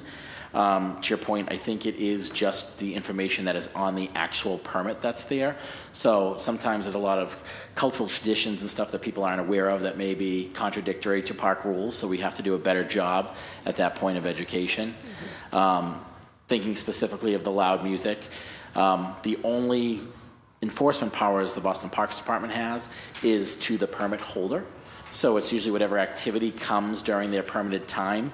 But what we're seeing in a certain park is that after the softball game or baseball game takes place, there is loud music in the street. So we've been partnering with Captain Hussein and the Boston Police to try to make sure that the loud music doesn't go, because the lights aren't on after 8 o'clock and these noise are going until 2 or 3 in the morning. Yeah, but there's a very specific situation that I just need some clarity. So if someone is parked on public, on the street, it has nothing to do with the park, how is the the team held accountable for someone else playing music? I think if it's after their softball game, it's not, but I think a lot of the times the music is coming because they're saying they're spectators of the actual sport, so they're coming to watch it. Okay. So, but if it's after, completely, they should not be held accountable. Okay, thank you for that clarity, because there's a little confusion there. In regards to the Louis D. Brown budget and burial. Sure, Tracy's going to give us the number on that. Sorry. Okay, so we get about $53,250 every fiscal year. It's a grant that is administered between us and Louis D. Brown. So we get requests, I think, from city councilors, I'm not sure, to pay them. So we get about $53,250 every fiscal year. So that money goes to the Louis D. Brown Foundation to help people, as you know, who are victims of violence. So instead of coming to the city every single time asking for like a burial waiver, if there's any kind of assistance, Tina Cherry and the team have some dollars to help those families in need. So I just want to go on the record in terms of increasing it, because I know our office gets a lot of calls from families, and oftentimes we have to tap into our own personal network, do donations to GoFundMe. So I just think that, if there's a way to just increase it, that would be great. Great. So Clifford Park, in terms of the redesign, yes or no? We don't have to go into, because my time is, God, it's ticking. It's fall construction. So late fall, after the season is over? I don't know when their season ends, but by the time we get to trucks and drawings out to bid, we would not be starting till the fall. Perfect. Great. And can you just talk to us a little bit about the tree maintenance on Washington Street, specifically in Rosendale, or just anywhere around the city, actually? So I think it's similar to the mobility questions, just that, we need to do a better job working with our partners in Public Works just to make sure those make-safe patches are in so we don't have those hazards, as we can do until a full restoration can be done of the sidewalks. Okay, great. Can you just talk to me just quickly, Spanish-speaking numbers quickly? Yes, we have 3 people now in our office, which is great, which used to only be at maintenance before, but now we have people at 1010 to help with permitting. Job, Commissioner. And then pickleball. Oh, my Lord, pickleball. Pickleball, very popular. I think we've learned that we need to have more designated pickleball courts. We are trying to make tennis courts multiplayer so you can fit both, but we've learned sometimes there's conflicts that as we design parks, we're looking at dedicated pickleball courts. Yeah, and okay, great, thank you. I just want to go on the record that I also am in full support of extending the time of hours for the lights in our parks. I think that that's definitely something worth considering, and I'll wait for the second round for the rest of my time. Thank you, Chair. Thank you. And quick question on permitting and scheduling of the parks. Do you guys prioritize Yes. events? Okay. Sure, there's a That's been priority agreed, okay. system first, at least with athletics. It's BPS students first, then it's youth nonprofits, then it goes to adult residents, and finally adult non-residents. So that is the priority system of how they get given out. And then if it's an annual event, it's usually whatever event was there. So like, for example, the marathon has Copley Square every year, first a right of refusal for that weekend, similar for the different festivals and stuff that comes in. So as spots open up, we have new events that come in. Thank you. Council Santana, the floor is yours. Thank you, Mr. Chair, and thank you for the administration for being here. I'll start off with, I know my colleague, Councilor Braden, talked about capital plan and its process. Can you just talk to me about when we allocate money and put something on the capital plan? I know you can't necessarily say how long each process will take because it may vary. Can you walk me through the different steps until we go into a ribbon cutting? So from like allocating money to like ribbon cutting. Sure. So it starts out, once money gets put into the budget, we start out with design. And in our design process, we typically have 3 series of meetings. Meeting A is where, we talk about what the current landscape is of the property and what the scope of work is. And we take feedback from residents. Meeting B, we usually go with 3 different renderings. And we like this in number 1, this in number 2, and this in number 3. And that third community meeting, it's did we hear you? Are the elements that you're asking for. We want our parks to be well-loved and well-programmed, and when more people are using them, we have less negative activity in them. So we want to put features in there that the community wants, so they're able to use that portion of the park. After that's done, we go into construction drawings that then go out to bid. So there is that process of getting the legal sign-off, the bidding the documents, et cetera. And then we go into a construction cycle, if it's funded, go into construction. Construction is usually 12 months to 18 months on each project, and then following with the ribbon cutting. So all in all, if all the funding's in place, it's usually a 2.5 year process from design start to ribbon cutting. Okay, great, thank you. Really appreciate that. Commissioner, can you talk to me about, just like in general, acquisition of land to make for open spaces and green spaces? And then can you give examples of if there are examples of the city doing that, acquiring space, and then are there any current future plans to do that right now? Sure. So we've gone to the CPA for the past few years for a Boston Open Space Acquisition Fund, where we'd be able to take more land on, and then once it's in our portfolio, it would be Article 97 protected. We've successfully done that with Sprague Pond in High Park area. That was the first one. We have 3 now, I believe, in the works that are going through the legal process, the P&S, all that kind of stuff to try to acquire those. And then we're going to continue to go to the Open Space Fund as need be through CPA.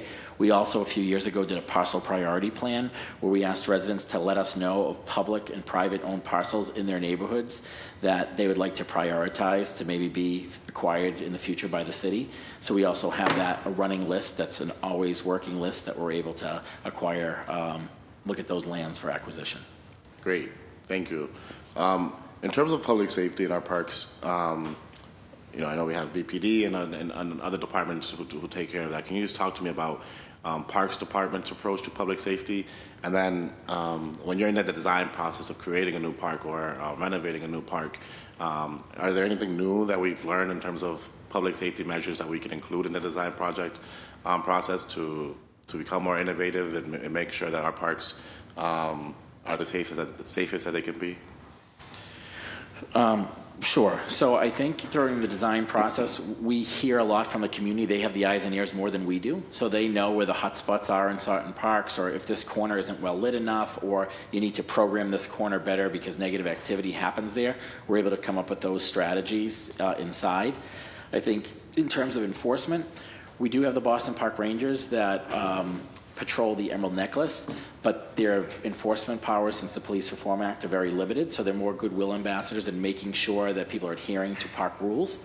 But enforcement does ultimately stick with the Boston Police Department and all of our 331 properties throughout.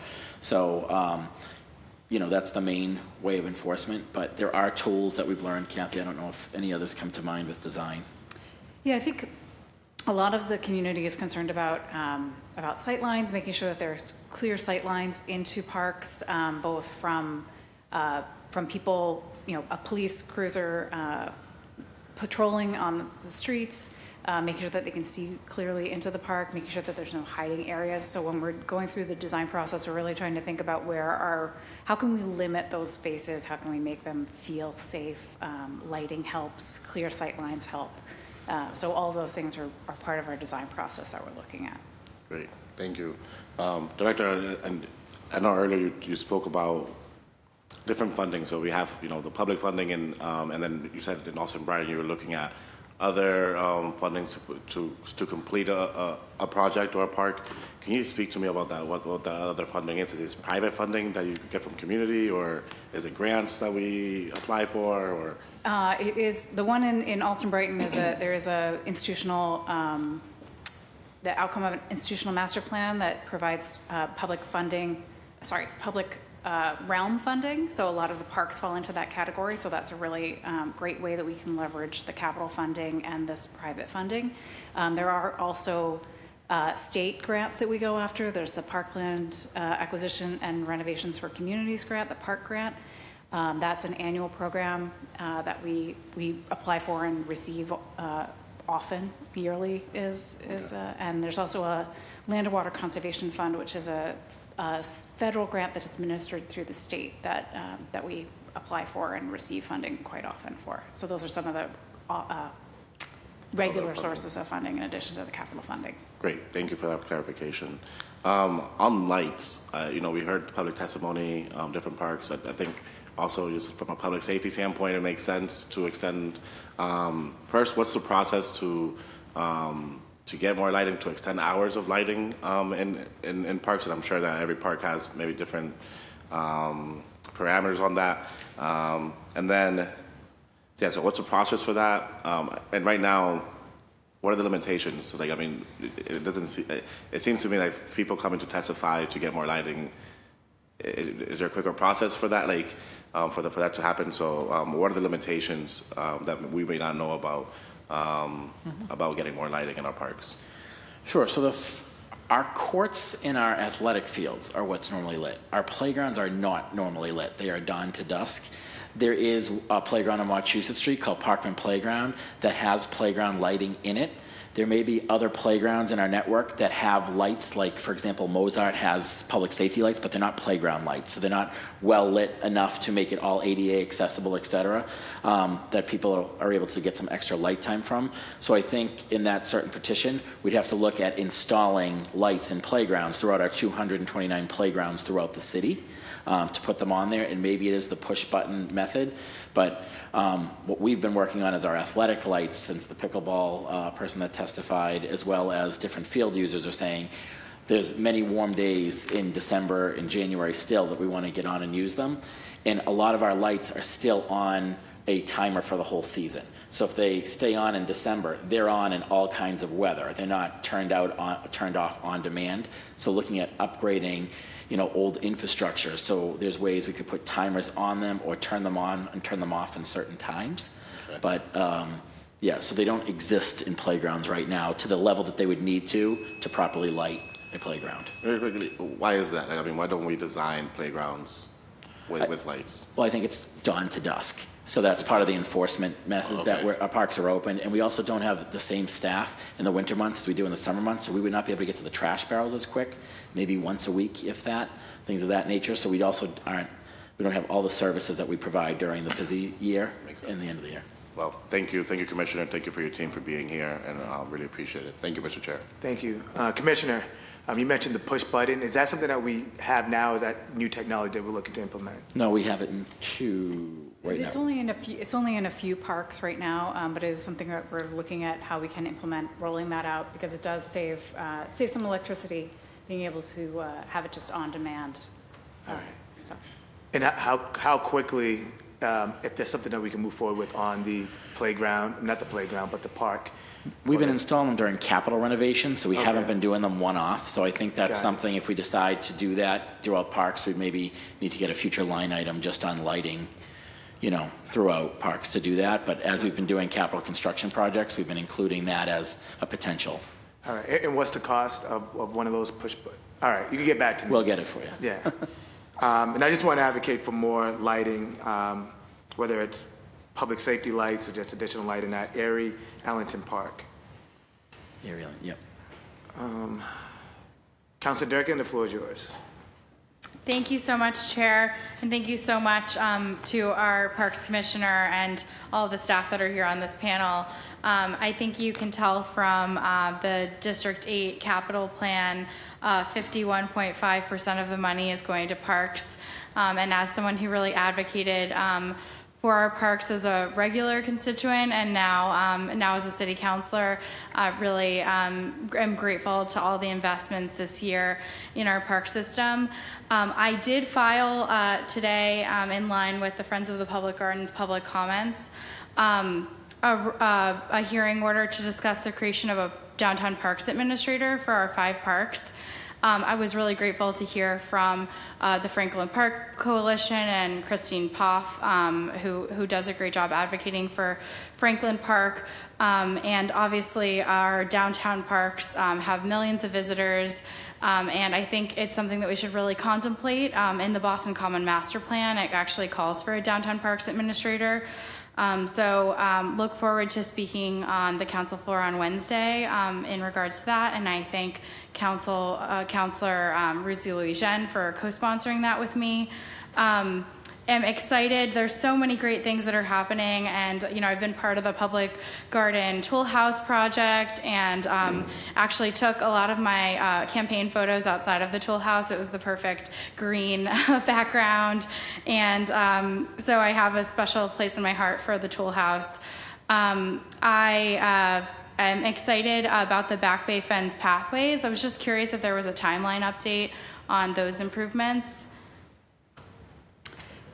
I think we're going through permitting in the next few months, which, because it's along the Muddy River, there's Conservation Commission and also Landmarks Commission, so there's quite a bit of permitting that we're going through. So hopefully by the fall, I think we're looking at breaking ground. Thank you. And obviously, based on the geography of my district, I have to be the parks counselor, but it's something that I'm really grateful for.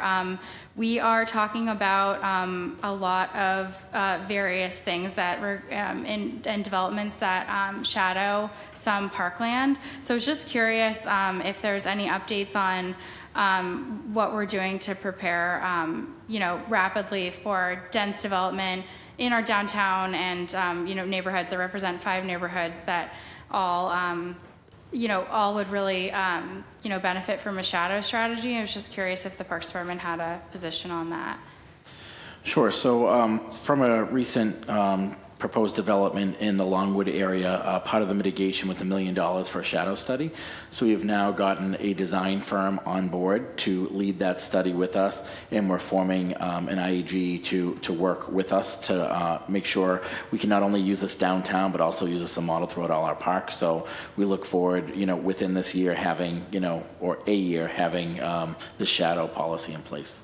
Thank you. And I just wanted to say thank you for the advocacy of a lot of advocates, but the Kenmore block of the Commonwealth Mall is now really being included and restored, and really appreciate that. A lot of changes may be coming to the Kenmore area, so I'm just, given that the Kenmore block is, just as historic as all of the other parts of the Commonwealth Mall, I'm grateful to see its inclusion and it being prioritized. And also I just wanted to get more of a timeline too on the McLaughlin Playground in Mission Hill. Curious, I know there are some improvements and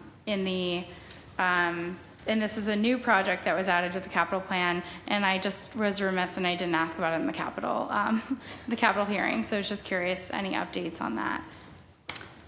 So that is a new project, and we would be looking to start design of that to really focus on the play area, because that's one of the oldest play areas that we have now.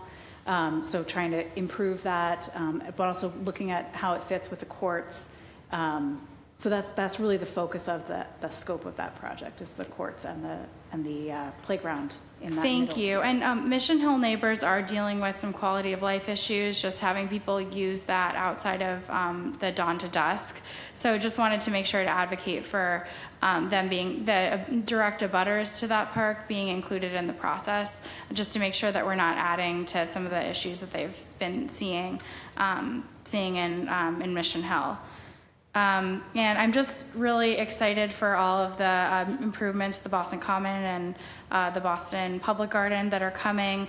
I have not been shy about, I actually moved to Beacon Hill without knowing that the public garden was there. And I remember walking, if you look at my campaign logo, I have the footbridge of the public garden in it. And it was because I walked across the bridge and I just looked up and thought of like how I chose the right place to live. And so our parks have such a, have that, there's something about our parks that give people a sense of place and belonging. And so I'm just really grateful for all of your advocacy and everything you do. You know, I will consistently be the person advocating for parks funding, and please count me as an ally. I think about our biggest parks, you know, like the Boston Common, and I think about our smallest park in the Fenway, like Rambler Park, and they all have just a sense of beauty and a sense of place, and really grateful for all of your advocacy for those, for our parks from big to small. And I would be remiss if I didn't mention the Phillips Street Playground, which was a place of respite for me during the COVID pandemic, living in a small apartment in Beacon Hill. It was really the place where I, you know, felt like I could be safe and really enjoy, you know, just a block away from where I live. There are some neighbors that are looking to plant plants there, so I was just curious if there are any beautification grants that are in this year's budget, or any ways that we can advocate for neighbors to be able to beautify some of our smaller parks. Yeah, I'm happy offline. If I get connected with them, I can talk to the horticulture division and see if there's anything in the greenhouse, usually end of the season. If things can be planted, you know, they can look into that to help with that. And then we're happy to look at where they want to plant it to make sure it's an okay place to plant it, to make sure we give the right approvals and stuff. So happy to connect with them. Thank you so much, Commissioner. And I wanted to also talk a little bit about the duck house. I know that we've been on some calls, and just curious, you know, what that process will look like. You know, the Fenway Corners project was approved right before I became a city councilor in July of last year, and as part of their community benefits, they've talked about the restoration of the duck house. So just curious what the public process or timeline might look like for those conversations. I will get back to you on the timeline, but it would be a robust community conversation to make sure we determine what the right purpose is for that duck house. And is it, you know, is it somewhere where people rent bikes? Is it a food and beverage? Is it restrooms? Is it, you know, just to figure out what the need is in the community and go through that. And then from that, work to design what would be there. But I'll get back to you on a timeline.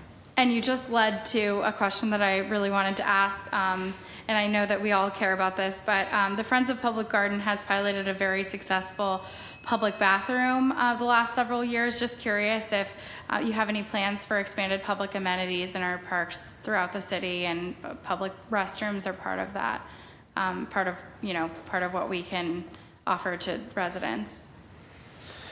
We can continue to look at that in every single design.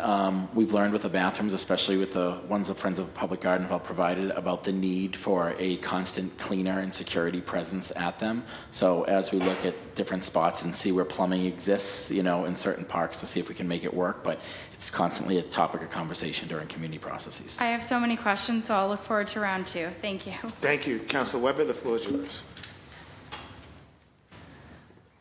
Thank you, and thank you to the panelists.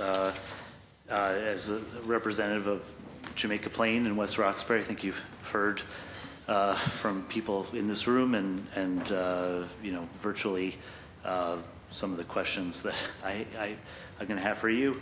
You know, one is again the you know, near the pond on Prince Street. You know. There are deteriorating stone walls. I think you've heard about it during public comment. Do you have jurisdiction over that? And then do you have any plans to look at them, fix them up? I think we're happy to go for a walk out there and see. That way we can determine if it is, you know, city, it could be city property, but not parks property, for example. So make sure we see who the owner is of it, and then see what fixes it may need. Okay. So happy to go with Sarah or whoever else is the walk. Okay. Well, and then right next door at Jamaica Pond, I think you've also heard from some other constituents of mine about, the parks put a lot of money, 4.7 million, 5 years ago into the pond. It's wonderful, the sort of renovation of the footpaths and a sort of running path. But there is deterioration now, and you see things growing, between curbs, and there's some drains that habitually get clogged. Have you looked at, and I support, people have asked me about getting a full-time position to be, one person to be responsible for maintenance of the pond. So I guess, what are your thoughts on that? So there's a superintendent for the area that's in charge of the maintenance specifically. I don't know if you're looking like an administrator, like was different out of the master plans. I mean, that's more somebody like raising money, also protecting woodlands and doing other features. So I don't know if that would necessarily fit at JP Pond, but there is a superintendent that's there, that's happy to meet and walk. I know I've walked with a couple residents out there. We figured one of the issues at Jamaica Pond is, since it slopes, we get a lot of runoff from across the street and from neighbors and the water coming down. And we know that we have some capital concerns that Dan was able to point out for us on a walk, where we need to add more infrastructure where it doesn't exist, just for drainage. So it's not quick fixes, it's more capital allocations to make those improvements. We do the best that we're out there. We always need extra help with friends groups and stuff, and I'm glad to hear about the Jamaica Pond Citizens Group, and maybe they could definitely assist in some of our efforts. And of course, the Emerald Necklace Conservancy helps over the years with different projects there, so we can work together to try to get at the root cause of where these issues are and how we pinpoint them. So the superintendent, what area is the super responsible for? So he is Jamaica Plain. Okay. Area. So there's some areas of Franklin Park too, but he has the Jamaica Plain Parks, Jose Hernandez. Okay. And so your recommendation is not to have someone for the pond, or have you talked to Jose about that? Well, I think if we hear more of the needs, so we can figure out if it's maintenance needs, or if it's, is it fundraising needs, or what the actual need is for that other person. And I will say too, we also have Courageous Sailing on board from May through October that are responsible for the bathrooms of Jamaica Pond and opening them and closing them and cleaning them and operating on that area there too. So there is staff stationed there through the RFP that Courageous Sailing won. Okay. That are constant presence too for us. And if you, I know running around the pond, there's a drain that's on the south side that creates a lake every time it rains. And I don't know if that's if it's just something's clogged or there's a structural issue. I see you nodding your head. Yeah, I don't know. Has anyone looked at that? If it's the same area we walked with Dan, I don't know if that's the same area, but it's a capital construction project because the drainage is old and needs to be repaired. It's not a quick drainage block fix. Okay. And in terms of staffing, did I hear correctly that you have 39 openings? So I saw that, but at the same time, there's obviously a need to have people. I think you have an overtime budget, and you spent $1.1 million over the overtime budget, and so that's concerning to me. I feel like you obviously have the work, and I want to see people, those staff positions getting filled. I think we would be spending that money on just other staffers, full-time staffers, rather than on overtime. But so, what is your? Is it hard to fill those spots, and what's the obstacle? And what are you doing to surmount that, I guess? Sure. So off the top of my head, I know 7 of those positions are heavy motor equipment operators that need CDL licenses. So finding a CDL driver that has city residency. So what we're doing is, in partnership with Public Works, is we're able to create pathways where people can go to almost a driver's ed training to get their CDL, and then they'd have to go on their own to the RMV and actually take the test. But once they pass that, it's a pretty big pay bump. But if you go to any town across the state, everyone's looking for CDL drivers with $10,000, $20,000 sign-on bonuses, especially those are the plow operators, the trash truck drivers that go around. Same thing when you have arborists having arboriculture certification or a veterinarian certification. So a lot of the vacancies that we have, we are civil service, so a lot of our laborers and lower level workers that are in the field all come from the state, from a list. So we can able to get in those workers as we get the updated list to hire them. But it's more creating these pathways. We've been very fortunate through Power Corps to get tree equipment operators and create other pathways. I know we have now 3 people in our office in addition to the tree equipment operators that all came from Power Corps. So it was another way to create pathways to these green jobs and give people the way to get the certification.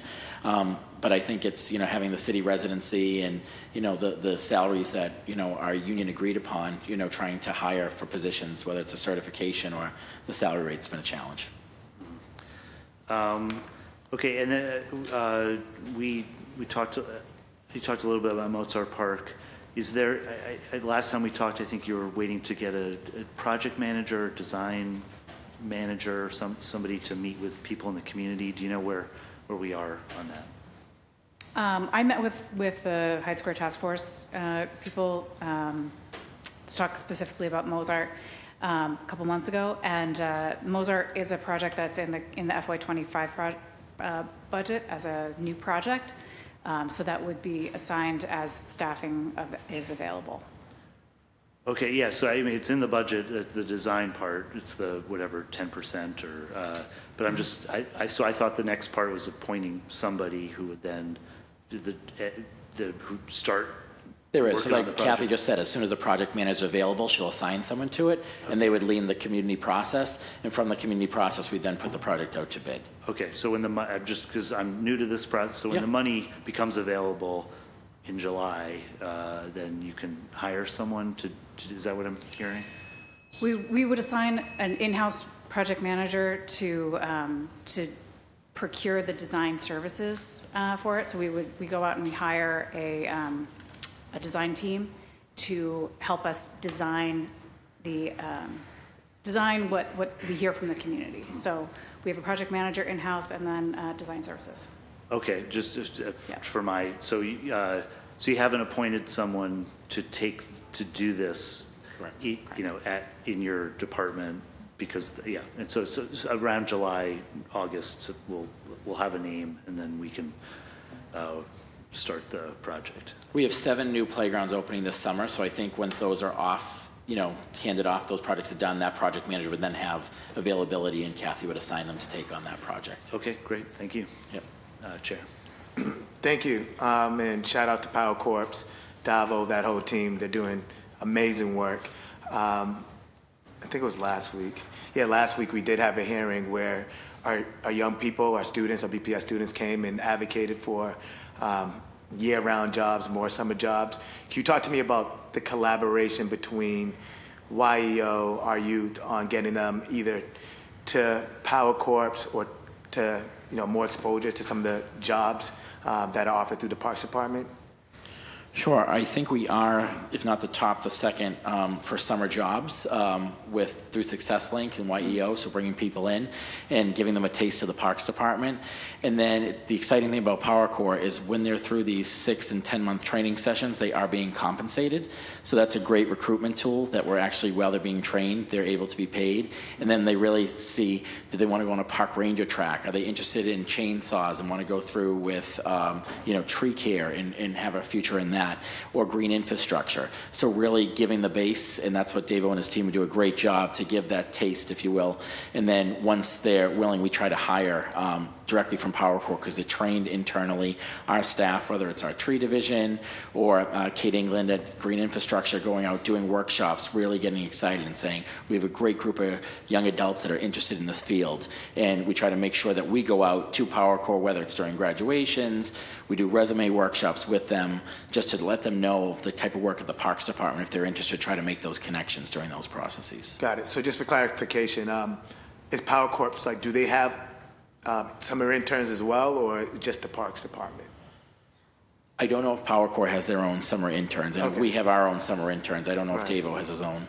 Okay. I'll find out. You. Yep. Councilor Flynn, the floor is yours. Thank you, Mr. Chair. Thank you to Commissioner Woods and the team. Commissioner Woods, a project I've been working on for maybe 5 years with my assistant, Sophia Wang, in the south end, Cripe Park. What's the status of that? Sure. So Cripe Park is a public works site. So we've been able to work with the Public Works Department and assist since their specialty is more on roadways and sidewalks. So we are putting a contract in place with Weston and Sampson, or Public Works is putting a contract in place with Weston and Sampson that's going to oversee the project management of this Cripe Park. And then once it is completed, the hope is that it will be transferred and accepted by the Parks Commission so it becomes permanently protected and in our portfolio at the Parks Department. Thank you. Also want to acknowledge Cheryl for her wonderful work as well. Councilor Fitzgerald and I also share Peters Park. He focused on that. We had a conversation recently, Commissioner, on Moakley Park, so I won't ask about Moakley Park. Sister Mary Veronica Park in South Boston. What's the status of that, Commissioner? So that is one of the 3 parks that we're currently looking to acquire. A purchase and sales and agreement between the legal team of the City of Boston and the Archdiocese. They've agreed to the amount. They're just working out the legal details. We're getting there? Yes, much progress is being made. Thank you. Commissioner, always frustrating to me, Tai Tung Village Park, the smallest park in the city, practically limited parks in Chinatown, and we've talked about this in the past. Obviously, not blaming anybody. It's the dense neighborhood. But what can we do to support the residents of Chinatown? In terms of adding more open space? Open space. Trees, et cetera. Trees, addressing the high asthma rate that we have in Chinatown. Also, I know we are connecting with Chinatown with the South End. The South End historically has been an Asian community.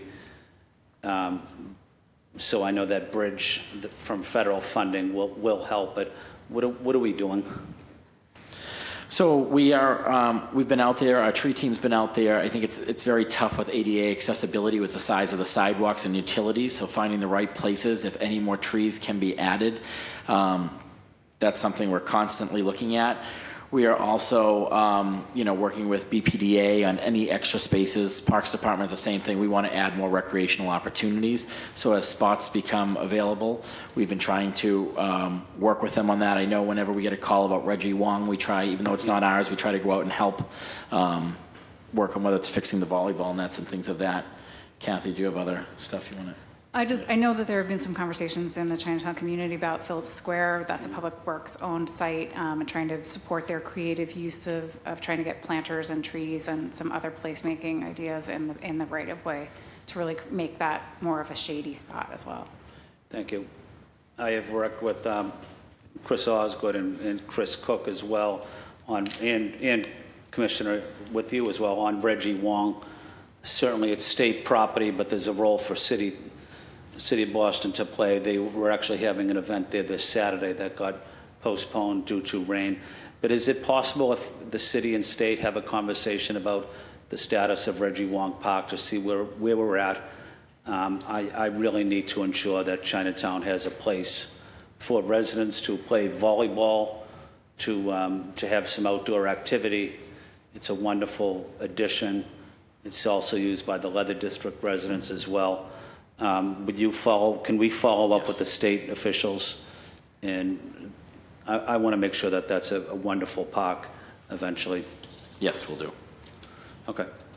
I also represent the area across the street from the Boston Common. I spent a lot of time over the last 7 years working on the Boston Common.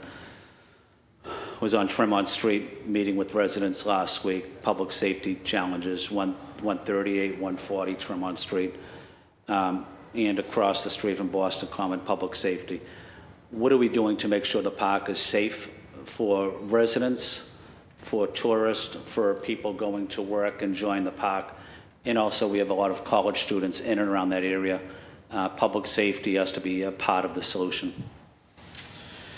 Yes, and we're doing our best to try to activate those edges of the park as best we can. We're so grateful to the Friends of the Public Garden who have activated Brewer Plaza area to try to make positive activity happen there. We've had great success on the corner of Tremont and Boylston with our partners Emerson on the new beer garden activation. That area used to have a lot of negative activity sit on those benches down there, and now that's a whole rejuvenated corner of the park with positive activity. Our partners at Meet Boston, who activate the Visitor Information Center, in hand with Amari and Embrace Boston to really try to activate that edge to make it thrive with positive activity. It's also the start of the Freedom Trail where everybody starts, so that's sometimes the first look that a lot of the tourists come in when they see the city of Boston. So making sure that we have those parks edges activated with positive activity. In addition, the Boston Park Rangers are out there during the daytime hours, and we partner with the local captain from A1 for any negative activity happening in the park. Yeah, Ryan, across the street from 140 Tremont Street, right where the cathedral is across the street, the renovation of the plaza there, the fountain area, but they have some material that goes around and kind of blocks the view for people conducting illegal activity right across from 140 Tremont Street. I just wanted to highlight that. Thank you. It's a concern. Thank you.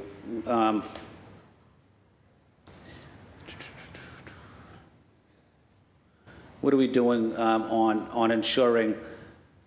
Well, let me go to one other one. We had 14 or 16 trees cut down in South Boston on First Street. They were on private property, but had a big impact on the quality of life of residents down in First Street and L Street, as you probably know.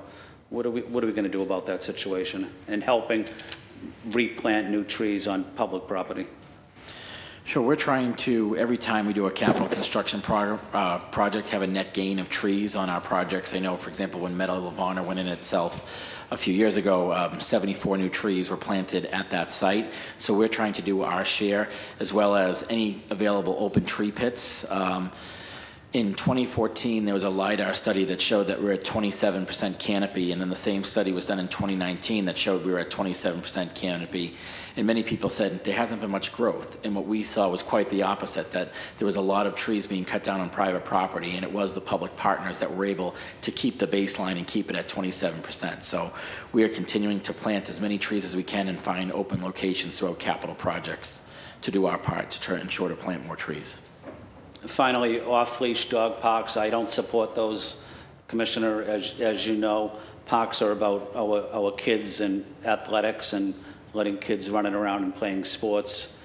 We have had dogs that have unfortunately bit little kids. Whose responsibility is it if a dog does bite a child on city property? In terms of legal issues.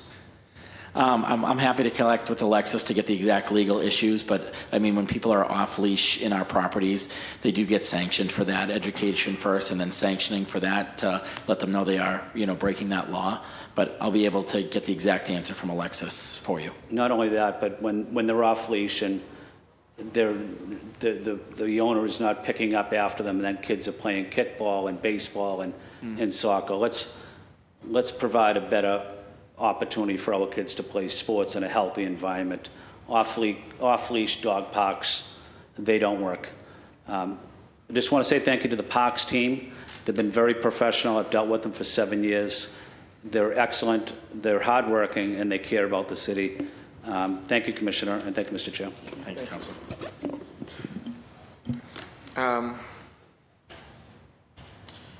The golf course. Do we know the revenue generated from the golf courses? I can provide it for you. We do every year we have tracking of that. The revenue that comes in goes back into our golf courses, so that's how we pay all the staff, for example, that work on the golf courses. Right. So all the income that comes in from George Wright and Franklin Park goes back directly into those. But yes, there are reserves. Got it. Yeah, I would just love to take a look at the balance sheet, see if we're making a profit, what those numbers look like. Sure. Sticking on Franklin Park, I know there's a maintenance fund. What's the dollar amount for that Franklin Park maintenance fund?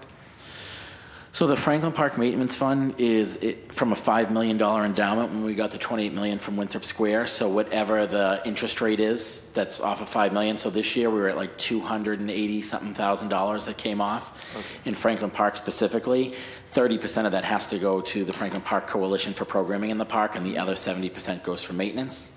The same agreement's in place for Boston Common, but the full 100% is just maintenance with no programming dollars. Got it. And then the maintenance, is that, can you just elaborate on what does maintenance mean? Does that mean the golf course? Does that mean White Stadium? Like, where can the money go to?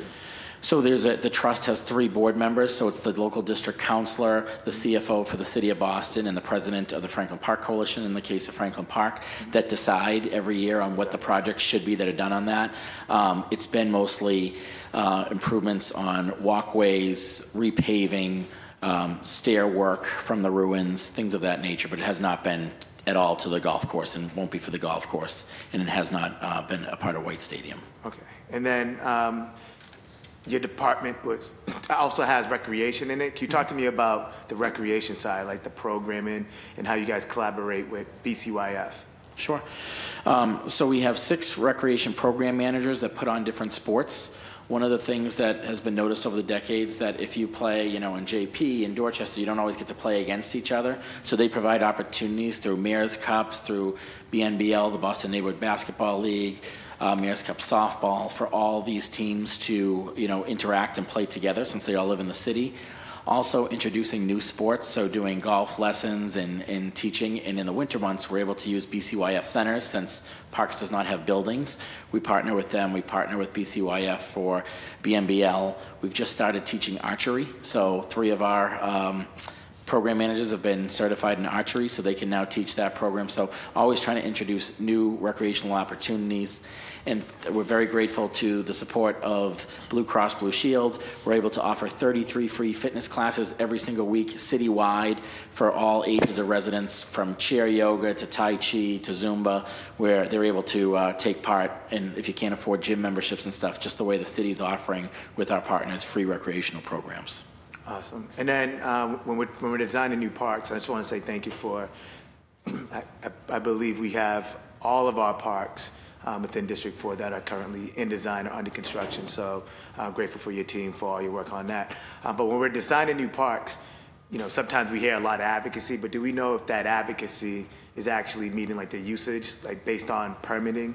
So just want to make sure that we're building baseball fields and people are going to be using the baseball fields. Right? Do we have any data around that, or do you guys take that into consideration when you're designing these fields? Yeah, do you want to start? No. Yeah, so we do work closely with some of our site analysis is based on what the existing permits are, how often they are, how often they're used, whether we're meeting existing demand, whether there's excess demand. So that's part of our site analysis, is to determine what the current level of use is, and then going out and talking to the community about, like, from your experience, is that meeting the demand? So that's one of the questions that we're looking at, especially when we're looking at a field renovation. And I think the advocacy comes in all forms. It comes in, everybody has little pet projects. So sometimes it's, I want more beautification. Sometimes I want more field use. Sometimes I want more, I'm concerned about shade. So trying to cover all of those issues when we're going out and talking to the community. Awesome. And then I knew that I saw a bid, and I think it's a pretty cool idea and concept for bear gardens. How's that going? Was there a lot of people who applied? Could you just elaborate on that? Sure. So there was a lot of interest in it. Roundhead Brewery in Hyde Park is the one that won the bid this year. And what it is a 2-week trial for 7 different locations. So we start mid-June and we'll go through mid-September. So 2 weeks it's going to be in Franklin Park. 2 weeks it's going to be at Pine Bank by Jamaica Pond. 2 weeks it's going to be next to the MFA. So we're just trying these things. It's only for 14 days and then it moves on. But it's a locally owned brewery to be a family fun activated with positive activity experience. And it's a pilot to see if it works, if it should grow, or if it doesn't work in certain places. So we're looking forward to learning that this summer. Awesome. And then could you just rename the parks that? I can get you the list of 7 locations, but I know off the top of my head it's Franklin Park, it's A Street Park in South Boston, it is Brighton Common, It is, which others, sorry? Pine Bank that I was doing, so I'm up to 5. I got to figure out what the other 2 are, but I'll make sure I send you a list. All right, thank you. We have 35,000 trees in the district. What is Parks' interaction with each tree in a year? And how often is it checked on during the year? And what does the average care of a tree look like? So with the help of the urban forest plan, we now know that we're up to just over 40,000 trees. So our original 35 was incorrect. And we now know what each tree is in a general condition, if it's, good, thriving, or, dead, disease, or hazardous. So because of that study and having that, we now have that on a online database, and we're always able to interact with that. I think we're still going through 311 queues. So we right now are prioritizing street trees continually as different issues come in. The one thing that we're trying to do a better job and get more involved in is our trees inside parks, because right now trees inside parks are planted during a capital cycle, and then if a tree goes down, it's removed, but a new tree usually doesn't get planted until we're in another capital cycle there. So doing more with our park trees, but our street trees, we assess the 3. I forget how many it was, but that we planted this year. 1,700 trees get planted, and they have a 2-year warranty. So we constantly watch those 1,700 trees for the next 2 years to see, did this survive? Did it thrive? If not, does a new one need to be planted and get a new warranty in place? So we're on that. But most of the tree cases that come in are, reactionary to what comes in through 311 for, pruning cycles, if it's near utility wires, if it's scratching someone's home, trip hazards, et cetera. And then I've been advocating for Columbia Road median to be beautified. My understanding that falls under parks.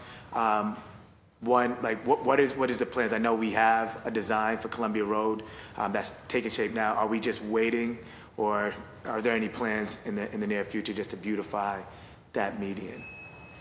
Well, Josh and his team do a great job trying to beautify it on their own with whatever they possibly can. But, that was the extension of the Emerald Necklace. Yeah. So the original Emerald Necklace Homesteads plan connected Franklin Park down Columbia Road all the way through Moakley Park and K Circle. So trying to make that a green link again is one of the goals of that from our perspective. And I think the beautification, the median, I think, is largely about how can we make that space as green as possible. All right, and my last question is, BTD's doing a lot of street improvement, and I'm hoping that it's not just all concrete. I'm hoping that it's going to be some green infrastructure in there. Are you guys ready to take on that responsibility in terms of staffing? Do you guys have enough staffing capacity to take on if they were to put more green infrastructure in these street improvements? I know they have one on Cummins Highway with a new roundabout. We're going to be going down Blue Hill Ave, right, and hopefully, and then on Columbia Road. So just wanted to hear your thoughts. Yeah, I think we're going to continue to engage through the process and see what the ideas are, and then we can comment. Sometimes green infrastructure solutions are great because they need a lot less maintenance, whether it's rain gardens and bioswales, or if it's contractual work that sometimes has to be brought in for more specialty. But I think we'd have to look block by block on what the green needs are or what the plan is, so we can assess what we're able to take on. Okay. It's a hard yes or no. Right. All right. Now I'll go back to my council colleagues. For second rounds of questions, if you're here, I'm just going to call on you. Vice Chair Pepin, the floor is yours. Thank you, Chair. And again, thank you so much for being here and answering all the questions that we've had so far. I want to go back to the conversation about the animal shelters and control. During my time there, just had a good conversation with the director and some other folks, and the idea of creating a partnership between the Office of Youth Engagement and Employment came up, with how we can create a pathway for our youth, specifically in our BIPOC community, just exposing kids to this field of work. It's not a relation that usually happens, and for you to be able to go into the field of animal control or just animal care in general, you have to come in with some experience, I've learned. So it'll be cool to create some sort of an internship program that gives the kids this opportunity throughout the summer. So I would love to advocate for that. Probably connecting with Director Pedro Cruz to see how we can make that relationship happen. So less of a question, more of a consideration and observation that I made there.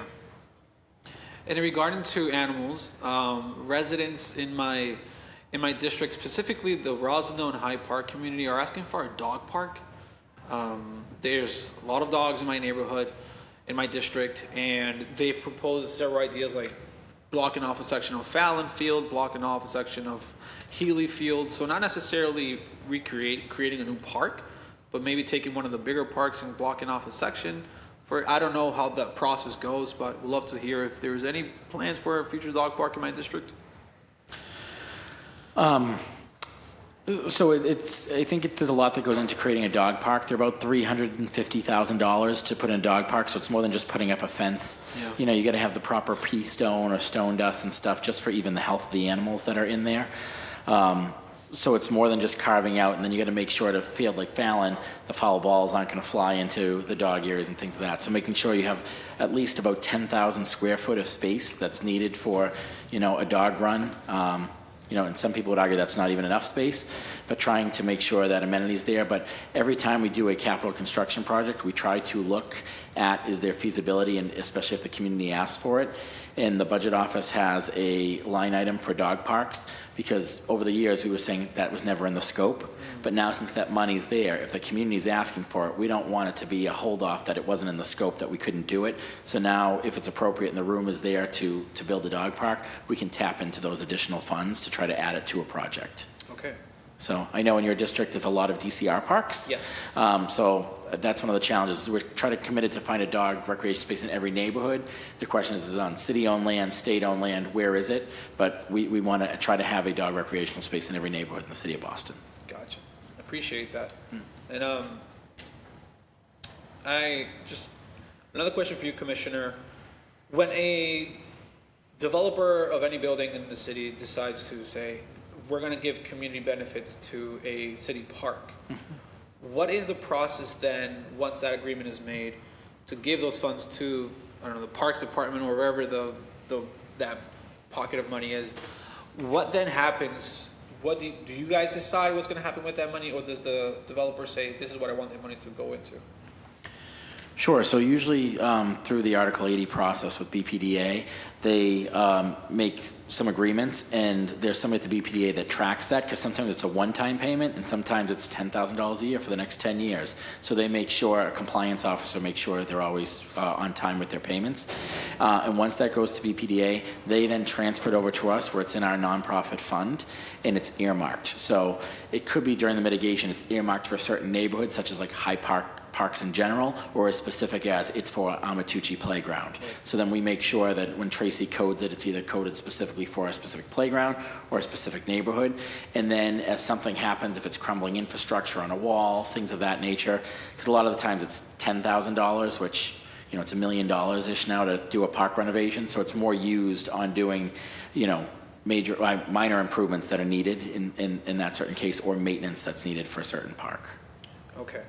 And is there ever a situation where the residents of the park get to have a say in what that money is used for?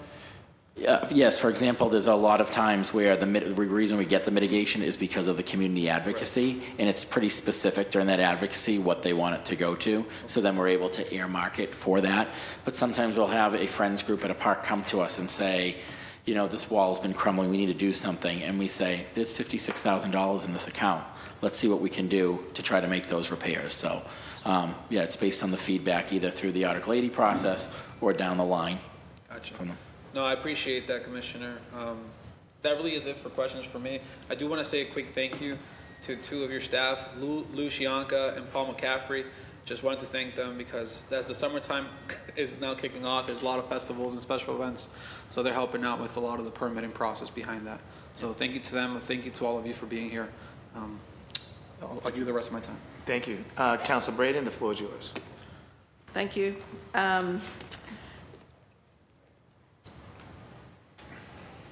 Do we know, in terms of the needs, the interests, in terms of the balance between baseball and soccer? I think we have a lot of immigrant families, and their preferred sport would be soccer, but I think we have a surplus of baseball fields at the moment in Austin, Brighton. What's your thoughts on that? There's definitely a lot of interest in soccer, and there's a waiting list for fields in soccer. A lot of interest in artificial turf for soccer, that a lot of the teams, those are where they're waiting to play on. But yes, when we do a project over, when we have the community process, we sometimes learn, like, you know, a little league that used to once be very popular and have 3 or 4 fields may only be using 1 or 2 now. So how do we repurpose those and make it a more multi-sport approach? Because usually the dimensions for soccer field are similar to that of lacrosse and rugby and soccer. So trying to make it more space. But I think, yes, as certain sports phase out, if we hear during the community process they want that changed over, we do as they ask. Very good. And I'm also curious about, you mentioned free recreational programs, and I'm just curious, do we have any, a list of free recreational programs in Alston Brighton? Yes, and I'm happy to provide that to you. That'd be good. Sure. And, you know, over the summer we'd like to promote those because parents are always looking for things. I know there was a program last summer, it was Art in the Park, and it was at Ringer. Ringer's probably not the best location for Art in the Park for kids. I think putting it at McKinney would have been a better choice, but you know, go where the kids are might be important. The Ringer Park, the stormwater runoff is a huge issue with erosion and that. Like, I know it's there's a long time conversation going on, and that's particularly important. And I think flooding's one issue, but then the runoff over there is pretty intense, and the erosion that's happening. Are we addressing that with sort of input from Kate England and folks like that? Or? I don't think we've talked about Ringer specifically with Kate, but I think it's certainly part of what every project that we do, we have to infiltrate the first 1 inch of stormwater in the amount of stormwater.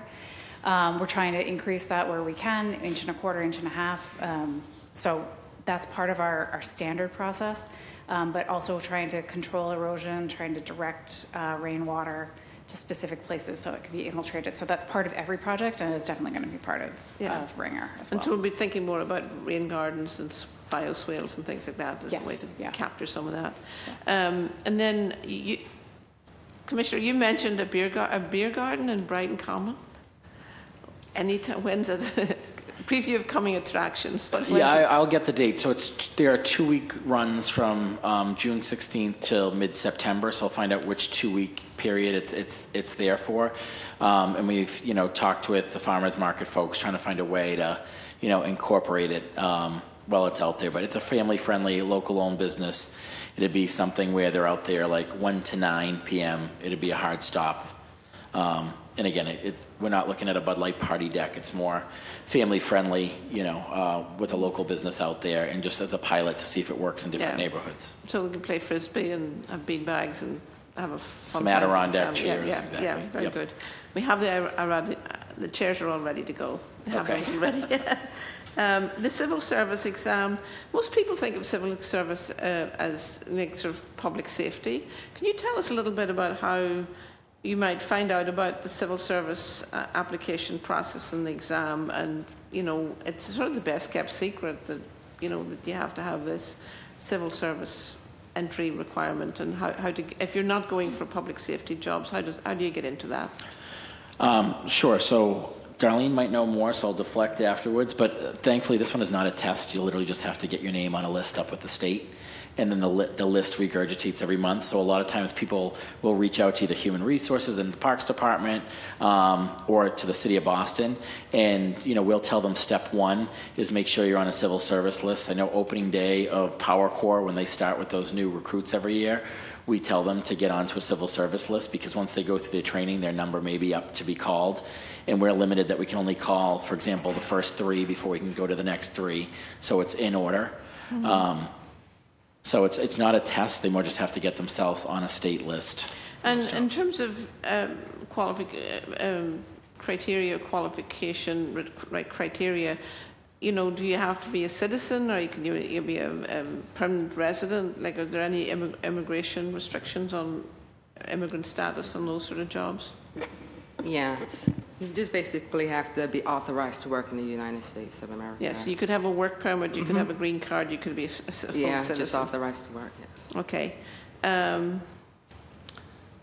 Right? I think information about the free programs would be fabulous, and thank you. And we'll try to work on finding more locations. I think we went to Ringer last year because we were trying to work with Andrea Howard and the camps to try to hope that kids would come out from the camps to use the park. But to your point, we'll try to make sure we're in locations that are more populated with children. Very good, thank you. Sure. Thank you, Mr. Chair. Thank you. I want to acknowledge that Council President Louis Jen has joined us. Councilor Durkin, the floor, Councilor Mejia, sorry, the floor is yours. Thank you, Chair. We're almost done. And I don't have a lot of questions because you answered all of them. I just have a few, just more clarity. I'm curious, Commissioner, and before I start going in, I just want you to know, like, my team is so incredibly grateful to you and your staff. You guys always respond to all of our emails, especially when a lot of our constituents don't speak English, and so they write to us in Spanish, and you guys have just been so incredibly receptive. So I just want to say thank you, because oftentimes you only hear the things that are not working. So I just want to uplift how much we value your work and your partnership with our office on all the things that we get. Thank you. So I'm curious about Ross Park. It's in West Roxbury or Hyde Park? Or in the Hyde Park. Hyde Park, right. Can you just talk to us a little bit about how, when people ask for permits to utilize different parks to play different sports, how do you decide where people get put?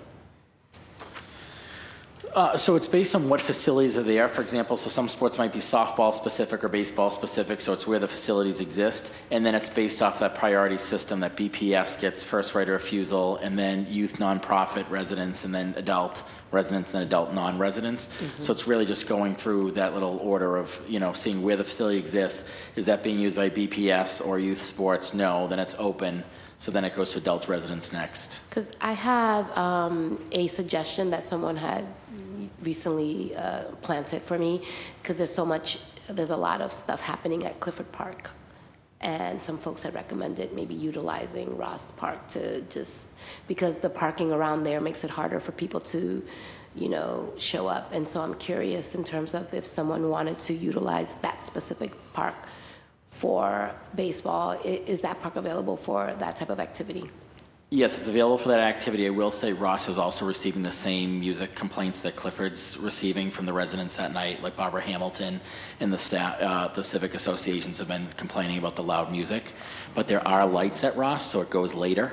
So the games go till 10 or 11 o'clock, and then the activity continues after that. So it's a similar thing, but there are facilities that would allow for them to play there.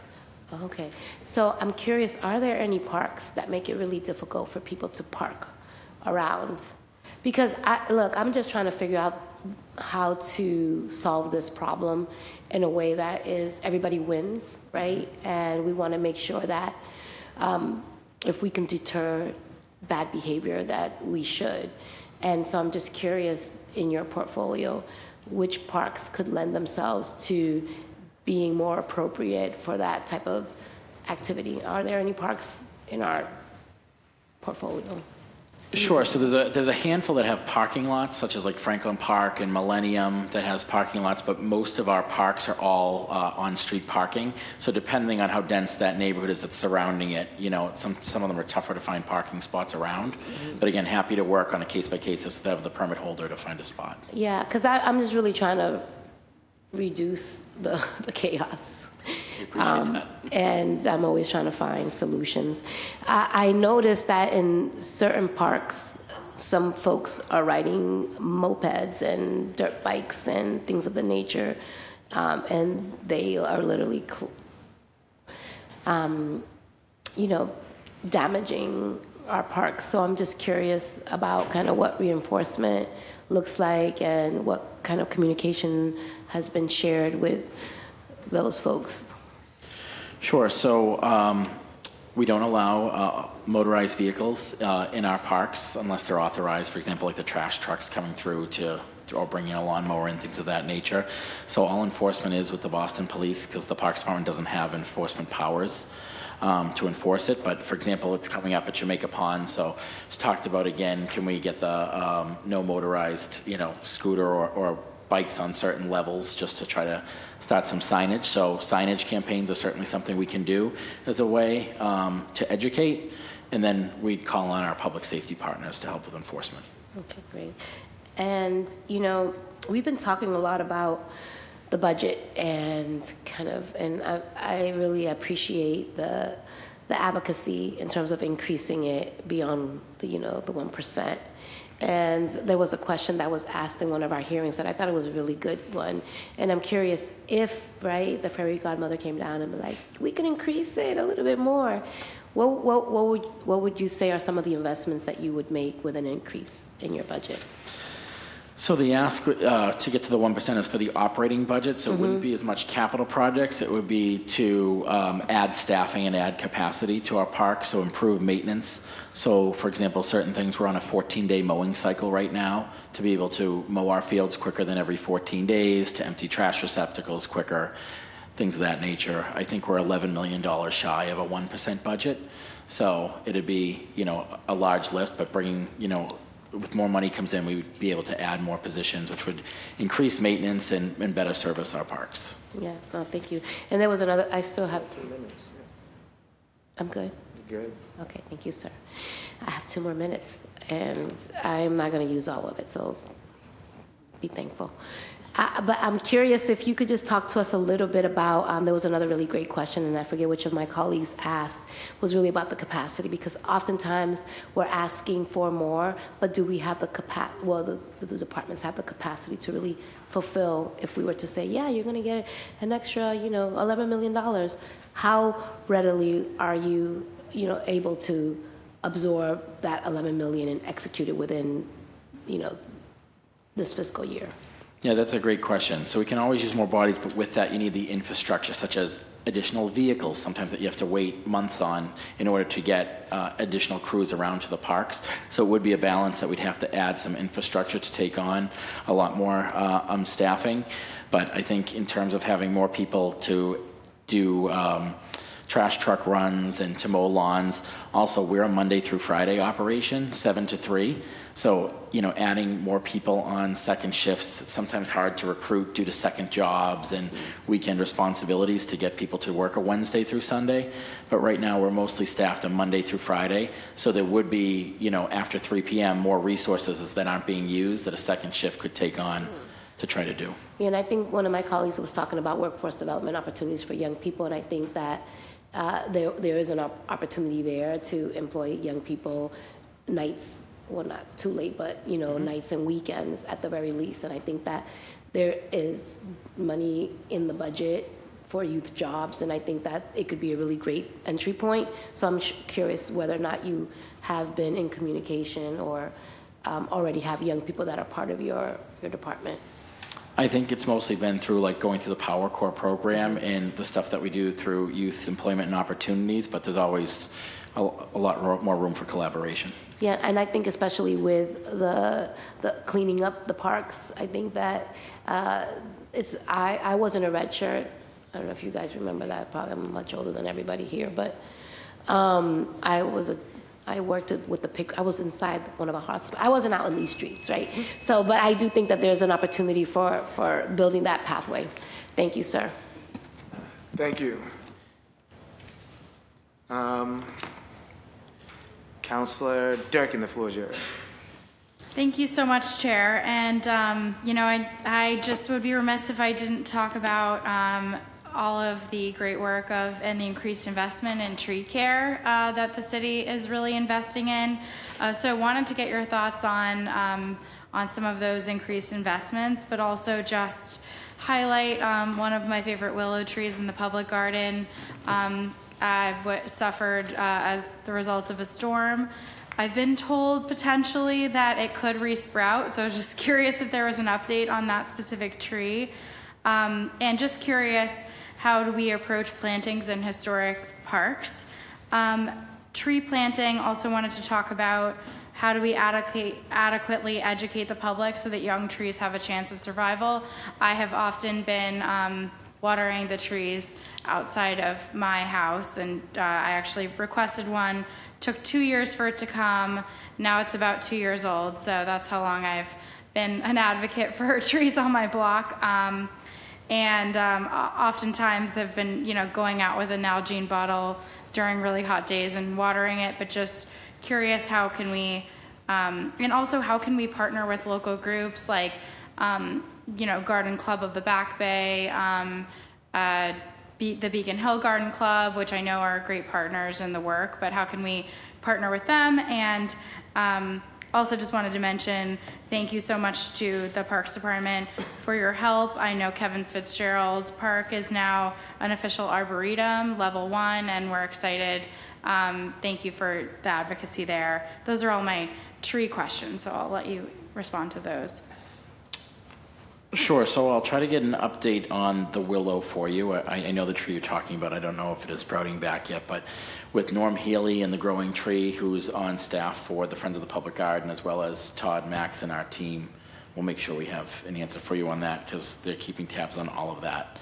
I think one exciting thing is every time a new street tree is planted, you see a little tag on it now that says like, "Hi, I'm your new neighborhood. I'm your new neighbor. I'm welcome and welcome me to the neighborhood." And in times of heat, this is what I need. So educating, it could be 20 gallons of water during its first 2 years. In times of drought, sometimes 40 gallons of water to help educate the residents that live around that tree. Just that, hey, they're new to the neighborhood and they need some help. So I think it's a great education campaign. I mentioned as well, Todd started a sidewalk marking program with a large sticker to say a new street tree is coming to your neighborhood. And there's a QR code on it that you're able to get information on that. So just ways we're trying to be open and transparent and show the efforts that are happening behind the scenes to get new trees planted in there. But I think having those hang tags on there, that's our first step. And again, we are excited that we're at 635-TREE and trees@boston.gov. And if you either call that number or email that address, it goes directly to the tree division. So you're connected right to the arborist and their team. So they're happy to answer any questions or connect on specifics. And in terms of the increased investment in our tree canopy, but also staff, just curious, over the past few years, I know that we have a lot more arborists on staff than we used to. Is there any way to quantify that? So this year we're on track to plant 1,765 trees. Last year we planted around 1,300. So we're already seeing about 400 new street trees that were planted. And then pruning of trees, we're usually at 2,500. Right now we're at 3,780. So we have a 50% increase of trees being pruned. So that's decreasing the wait time for once the residents put it in. Also now having arborists go out. We were able to spot check warranty checks before, just go to a couple streets and see how the trees were doing. Now, last year was the first year we were able to get to all of the street trees that were planted within the last 2 to 3 years to do warranty checks on their health, which again, we were just picking certain streets and doing spot checking before because we didn't have the resources. So the health of our tree canopy is, grown tremendously because of the addition of the new staffing in the Urban Forestry Division. And, representing the Fenway, and I had actually spent a lot of time on Brookline Ave on my campaign. There's clearly a heat island effect on that street, but there's also a lot of development being proposed. How can we ensure that we're getting the most out of community benefits conversations, and, is Parks really at the table, and how can we create needs assessments for the entire city to make sure that those needs are being met? Because oftentimes trees are being placed there and they're not surviving given the heat. And just knowing how long it's taken me to replace a tactile pad on that street, I know it's going to take a while to get a couple of new trees. So just curious how we can continue to advocate for, tree canopy and with heat island effect. Yeah, I think we're always looking for new places, new opportunities, and sometimes seeing where trees have failed before to see is that the right place to plant another tree, or what other methods we can do to try to green that area. So that's something that I know Todd's great. They'll always walk the corridor and see out there and see what works and what doesn't work out there. So I think that's the best way forward. I'll say that we do have a seat at PIC. So anything that goes through a PIC review, we're able to chime in on tree placements, and anything within 100 feet of a park goes to a Parks Commission review, we were also able to weigh in. And Liza Meyer, our chief landscape architect, one of her constant questions is, how can we add more tree frontage to your building? So that's something that if something goes through PIC review, or if it is within 100 feet of a park, that is a constant comment from us. But again, to your point, it's hard for us to know on all these developments, so it's helpful when we have the advocacy from our parks groups and from the city council, even to steer us in the direction saying there's opportunities to plant more trees here, how can you engage? Thank you so much. And just wanted to add, I'm also really pleased. I've been advocating for money to light the statues on the Commonwealth Mall. So specifically, I'd love the women's statue to be lit. I think it would just add, and this has been a labor of love from Margaret Picorni. She's just been an incredible advocate for the Commonwealth Mall. So I'm hopeful that those conversations will go somewhere, but, grateful for, I understand that there's a difference between needs and things we'd like to have. So as much as we can get private money to fill some of those beautification needs, that would make a huge difference and make some of our parks more enjoyable. And grateful, I just wanted to throw in a plug, grateful that the lights for Christmas time and the holidays extended to the Kenmore this year. Hopefully that'll happen again this year. Got so much great feedback from Kenmore neighbors, specifically those residents of Kenmore Towers and the Braymore building. They're all really grateful for that. So thank you for your leadership there. And I just want to point out that we're grateful to the Friends of the Public Garden because they take the lead on trying to raise those additional funds to light that block. So we are big supporters, but I have to give them their credit where it's due. They were the ones to raise the funds to add that additional block. Thank you. And yes, they're such great partners. And I'm out of time, so I'm grateful for everything you all do, and just grateful for the significant partnership that we can have with all the parks that are in my district. So thank you. Thank you. Council Weber, the floor is yours. Thank you, Chair. A couple follow-up questions. You mentioned a beer garden. Is at the pond in JP Pine Bank? That's on the schedule? Yes. Okay, but not Billings Field in West Roxbury. Is that my correct? Okay, but you haven't made the schedule yet.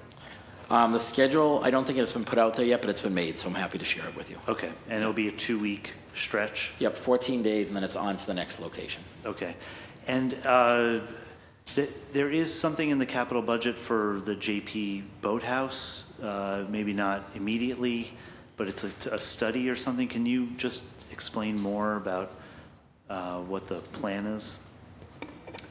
Yeah, so there are some structural issues with the JP Boathouse that we've been studying over time, and so it's a continuation of that study, and I think there's also some reprogramming potential in there. So it's largely about the structural integrity of the boathouse and maintaining that. And does it, because there's a boathouse and then there's the bandstand. Bandstand, is that included in that?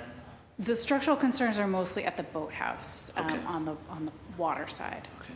I will say I was running by there recently, and there were lights on in the band below the bandstand, and I don't know what it is, a taxidermy exhibition center, whatever you want to call it, but it's good to see that space is open and to be used. And I think it's a great resource, the boathouse, the bandstand, and whatever you need.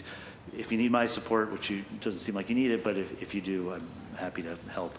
You mentioned a push button.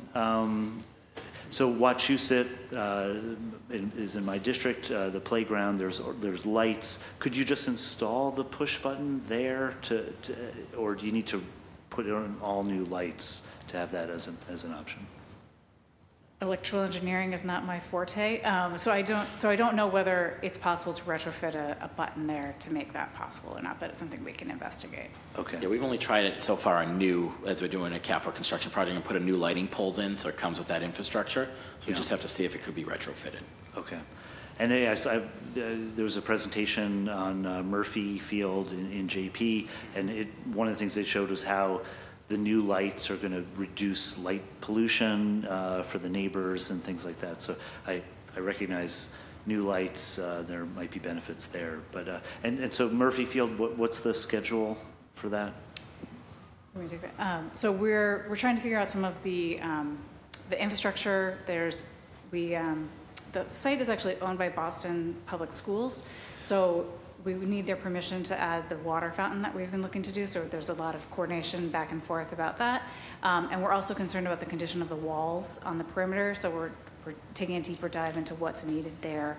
So that's impacted the schedule a little bit. We want to get it out to bid as soon as we can after we understand. You mean the walls on the outside of the park that are kind of holding it up? Yeah. Okay. Yeah. I'm very familiar with the site and with my kids both going to school there. We did get all the lighting that's currently there repaired, so I worked with Brad and the team. I don't know if it was from soccer or if it was from youth baseball. Brad is on both, yes. Okay, so there was 2 weeks ago a contractor out there that replaced all the bulbs and stuff that were out, so I got some positive feedback from Brad and the team that they're excited about, that those lights are now better functioning until an improvement goes in. Okay, great. Yeah, I think I know Brad from the board of JPU Soccer, which I'm on, but okay, and so I think Councilor Durkin mentioned arborists. You've added 5 arborists, I think, or is it, maybe I have the wrong? There's 5 total on staff. I think there are 6 total now on staff, so the 6 including Todd. So we went from having, 2 arborists to now having 6 on staff. And, I mean, I guess that's for the entire city. What would be your ideal number? The challenge has been trying to find people with an arborist certification that live in the city of Boston. So if we could continue, we've had to get waivers from the residency board before. But it depends if we're taking on private trees or, it could expand. But right now, that is serving us just with street trees, and we're really just dipping our toe into park care trees. We're not really into our 331 properties of our trees yet. So, that number could grow tremendously. And so JP West Roxbury are well ahead of the rest of the city in terms of tree canopy, but they've lost trees over the last few years. What's the plan to make sure, that we're keeping trees where we have them? Sure. So, we can't do much right now with trees lost on private property, but we are able to continue to add more tree pits and add plantings. There's an online on the boston.gov/trees website where you can see every vacant tree pit that exists in the city and when it's filled or when it was removed from 21, 22, 23, and 24. So we're constantly, if we're able to add it in an existing tree pit, we move forward with that. If a new tree pit has to be added, we do that. And every time we do a capital construction project over, so when Billings goes under construction, for example, we're going to try to net new trees to add them into the parks whenever we can.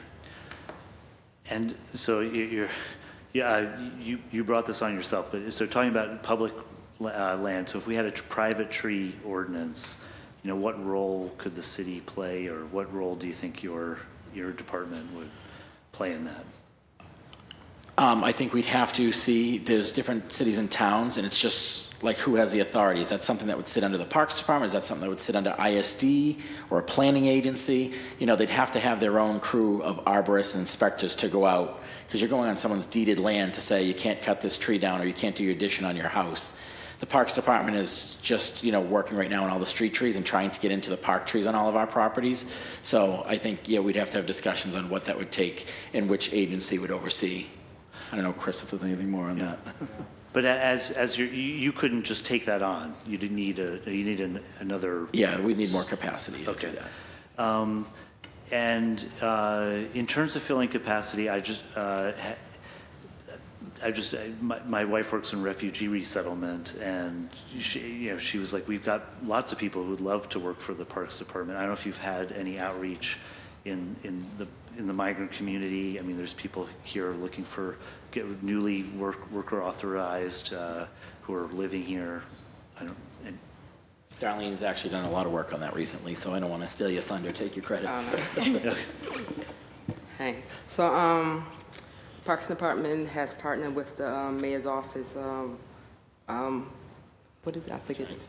No, not returning citizens. Not returning citizens. Immigrant advancement? Immigrant advancement? Yeah, immigrant advancement, sorry.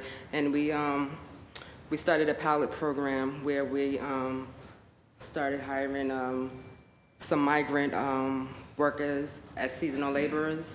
So it's a pilot program where we hire them for 5 months, and throughout that 5 months, we, train them and develop them into applying for provisional positions. So just recently, myself and Joe Sue just brought on 5 migrant laborers and 2 from returning citizens. So we've been working with different departments from the mayor's office to build partnerships with different migrants. That's great. I just have one comment.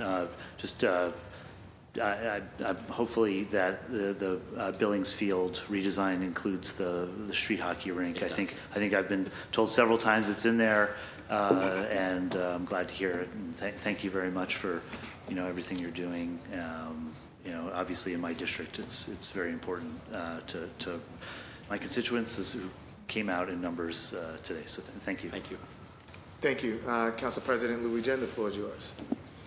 Thank you, Councilor Arell, and apologies for the delay. Today is World Bee Day, and my office worked on legislation to legalize beekeeping in Boston. We're at the Boston Nature Center, talking about environment. They're important pollinators for our ecosystem, and so.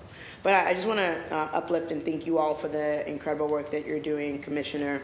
Especially, we've had constituent issues, and it's always great when I can work with the admin to help solve constituent issues. So thank you, Commissioner, for being flexible and responsive always. And so many of you, Interim Chief Osgood, Superintendent Altador, so many, thank you for being here and for all the work that you do. If you answer these questions, you could just say asked and answered, and then I'll make sure that I review the tape and I can. Did you talk about the capital investments in Clifford Park?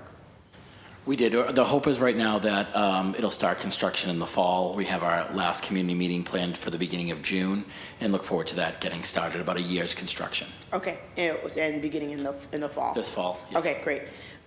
Chinatown, there's investment made, I think, in partnership with the federal government to resolve some of the issues of being one of the least. Having the least green space in the city as a result of the highway movement and what it did to Chinatown. And I know there was money received from the federal government about an overland park. Have you addressed that? And I would love to hear about the status update and the work that we're doing in that respect. Yeah. That was funding from the Reconnecting Communities program, Yeah. and largely a collaboration between the planning team, the streets team, and the energy, environment, open space. I can get you an update on sort of where the planning is at this point. I don't know off the top of my head. But the plan is for an overpass garden, an overpass sort of green space, open space. I don't know whether it's gotten to that level of specificity, but certainly exactly in that space, sort of between the south end and Chinatown, the Mass Pike is currently going through, to design something which really reconnects that space. So, that's incredible. And I can get you some more details on where that stands. Thank you, and I'd love actually to see or to think about whether that's a model. Obviously, in areas where it's like a deep equity issue in Black and Brown communities, places like Chinatown where they really were hurt by the highway movement. But I wonder, and even in neighborhoods like the South End, the Mass Ave corridor, I know that Carol Blair has really advocated for, at least the thought process of looking like what would it look like to have a connecting footbridge in the community. And, I know that's not necessarily your department, but thinking about what that could look like for also additional green space. I think the problem is that those sort of overpasses are probably very costly. But I think that they're worth having the exploration. And I don't know if the High Line in New York City, has there ever been a conversation about what would it look like to get something like that in the city of Boston? Because a lot of people talk about an overpass park that a lot of people like, and that actually ends up becoming a tourist attraction. Yeah, I think that's something that we always talk about, especially as we tour these different neighboring cities to see, the infrastructure they're putting in place, as using that model to see if that can be added in different places. And, again, the first one was looking at that overpass here in Chinatown, but I think another one is Pier 5, I think it is in Charlestown. Yeah, Mm-hmm. Looking for that as another open space opportunity. Thank you. Any updates for either Almond Park, and I think Councilman here talked about it, but not in this respect, Ross Playground? So Almont, we talked about adding new trash barrels, and there was an ask from Earl to try to get a welcome to Almont Park sign. put in there. There's no other capital improvements right now planned for Almont Park, but, I think we're going to look into those two things. Ross, do you have anything on Ross? It's not in the capital budget right now, but I think it needs some, it's probably going to be in the next few years. I think Councilor Mejia was concerned about the permitting largely, but I think there's some field improvements and some court improvements we can make. And the lighting, I think, also needs to be addressed. So I've been advocating for capital improvements to Ross Playground, really in terms of like working in deep partnership with the community. My father walks Ross Playground every morning. That's my parents' closest green space. And so it does need a little bit more life and a little bit more attention. And I'm not going to speak as to what exactly that should look like, but I think that community members in the area could probably speak to it a lot more. So I'd like to uplift a request to have Ross as part of a capital improvement, capital investment, hopefully in next year, and could have those conversations along with district councilor, but then and with community. So. Great. And then, I just want to uplift. I filed along with Councilor Durkin today, order for him to discuss the creation of a parks administrator. I want to shout out to the Friends of the Public Garden for all the incredible work that they do, obviously. And I also think that they're an example of what it looks like to have a well-resourced friends group and to have people who are really out there supporting the work that they do, and to uplift the fact that not only are there underinvestments in parks, there's also inequities in terms of how we are addressing park issues, and they realize themselves as an institution and are working to really support friends groups around the city, which I really think is just incredible work. I want to we'll have a hearing on it, but would love to sort of hear thoughts about where you think we are in terms of the need for a downtown parks administrator. Yeah, I think it's called for in the Boston Common Action Plan. So that's something we're going to move on. At first, it was just looking at Boston Common, and then we said, well, Franklin Park's 520 acres, the 58 acres or so of Boston Common, maybe we should expand that to downtown. So it includes like Copley, the mall, the public garden, the Common, and then Christopher Columbus Park, the ones that are heavily permitted with special events, and to try to get that moving. So I think this year we were starting with the Franklin Park Action Plan and getting that administrator on board and using that as a model to maybe bring that to downtown parks. Awesome, thank you. And Director Buford, you mentioned the great work that you've been doing in partnership with Moya to get more people into work, and I think that's great. So thank you so much for doing that alongside Superintendent Altidore. I have a question with respect to, I know the Parks Department has traditionally had some of our lowest paid employees. I care deeply about making sure that we are a model for other corporations and institutions in the city, and that we're paying our workers justly. What work has been done to increase the pay of our lowest paid workers in the Parks Department? We are, one of the next ones up, I think, with a class and compensation study to see where that is. I think we're tied to a lot of the union agreements because all these employees, are part of the AFSCME union. So as, we're set on certain salaries for now, but look forward to review them, because one of the other things is sometimes we train them and somebody else takes them. So the skills we want them to stay in the Parks Department and not, obtain that CDL license and then say, I could go somewhere else to do it.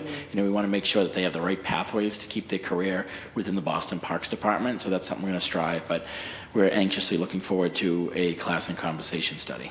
Are all of your employees, are all of the lowest paid employees part of a union? Yes, so everybody's unionized at the Parks Department except for 9 of us. Okay. So it's pretty much a lot of the people up here, but that are the non-union, but everybody else, everybody lower levels are unionized. Does that include seasonal employees? Seasonals are not, so they're 5 months right before the 6-month cutoff to be a unionized employee. Okay. All right, well, thank you. That's my time. I want to thank all of you for the incredible work that you do. Thank you, Mr. Chair, for indulging my questions. Thank you.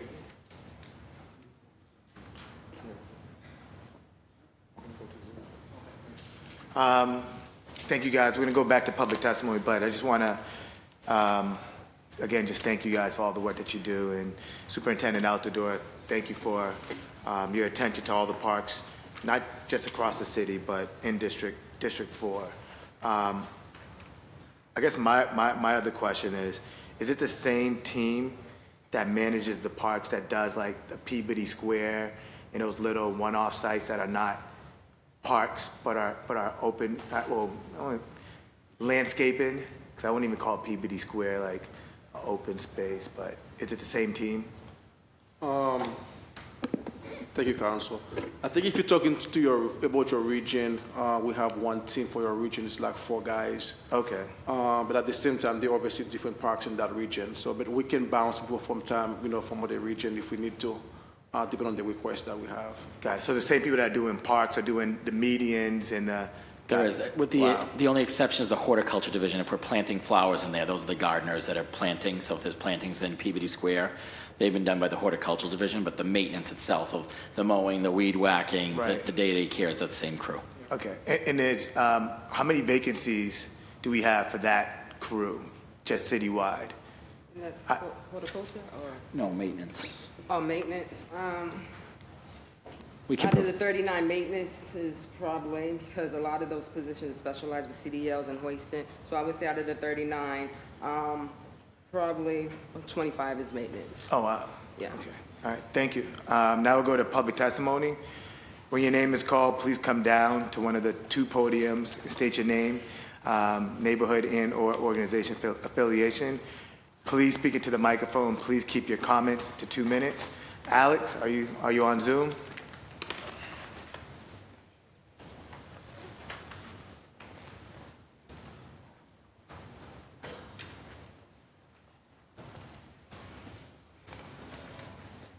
Alex, the floor is yours.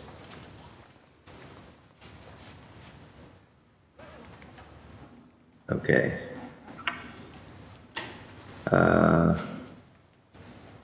Okay, can you hear me and see me? Yes. Okay, sorry about that. Good afternoon, everybody. My name is Alex Leventhal, and I'm the board president of the Friends of the Boston Park Rangers Mounted Unit. As an organization, our goal is to ensure the Boston Park Rangers continue to enhance our city parks as welcoming guides to all visitors. The Rangers perform critical wayfinding as well as educational and public safety functions. The Boston Park Rangers have a long history dating back to 1982 and have grown into a recognized and respected public agency. Beyond the important public safety role in the Boston Park important public safety role the Boston Park Rangers play, they also have an educational programs for city youth. To support this important work, the Friends of the Boston Park Rangers Mounted Unit was formed in 2009 at a time when economic challenges and municipal budget cuts put the entire Mounted Unit at risk of elimination. As an organization, our mandate is to raise funds and marshal public support so that the park rangers can continue to patrol all 9 parks of the Emerald Necklace. The funds have supported various costs of running the Mounted Unit, such as veterinary care for horses, stable improvements, and horse trailers. However, today, the Boston Park Rangers rely mostly on city funding and support in order to safely welcome visitors to our parks. As you prepare to consider the city's 2025 budget, we'd like to share some of our priorities and specific funding requests that are needed for the Boston Park Rangers to continue to effectively carry out their mission. With aging infrastructure such as barns, we request support to help with the safety of our rangers and horses. Currently, the Parks and Recreation Department receives less than 1% of the overall city budget, and the Boston Park Rangers receiving a very small portion. While progress has been made largely due to the efforts by park advocates, leadership from the City Council, the Boston Park Rangers remain underfunded. To this end, we ask for your support in maintaining existing city support levels and funding the following budget needs. Maintaining funding for the 20 full-time ranger positions, maintain existing annual equine care budget of $90,000, and maintain the existing funding of a $5,000 emergency veterinary service fund. We know there are countless demands and needs for municipal funds, but we believe it is possible for the city to provide the necessary resources for the Boston Park Rangers to continue their important mission of public safety and educational services, as well as engaging and supporting residents and visitors.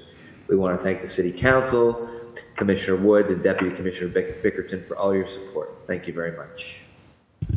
Thank you. And thank you for your public testimony. Thank you to everyone who came to give public testimony. I see two colleagues still. Third round of questions. Councilman here, the floor is yours. I won't need 8 minutes. And this is probably just from my own understanding. In regards to some of our burial grounds, do we have any jurisdiction over any of them, any particular ones? Yes, so we have 19 burial grounds. 16 of them are historic that you sometimes see along the Freedom Trail, and 3 are places where we do active burials.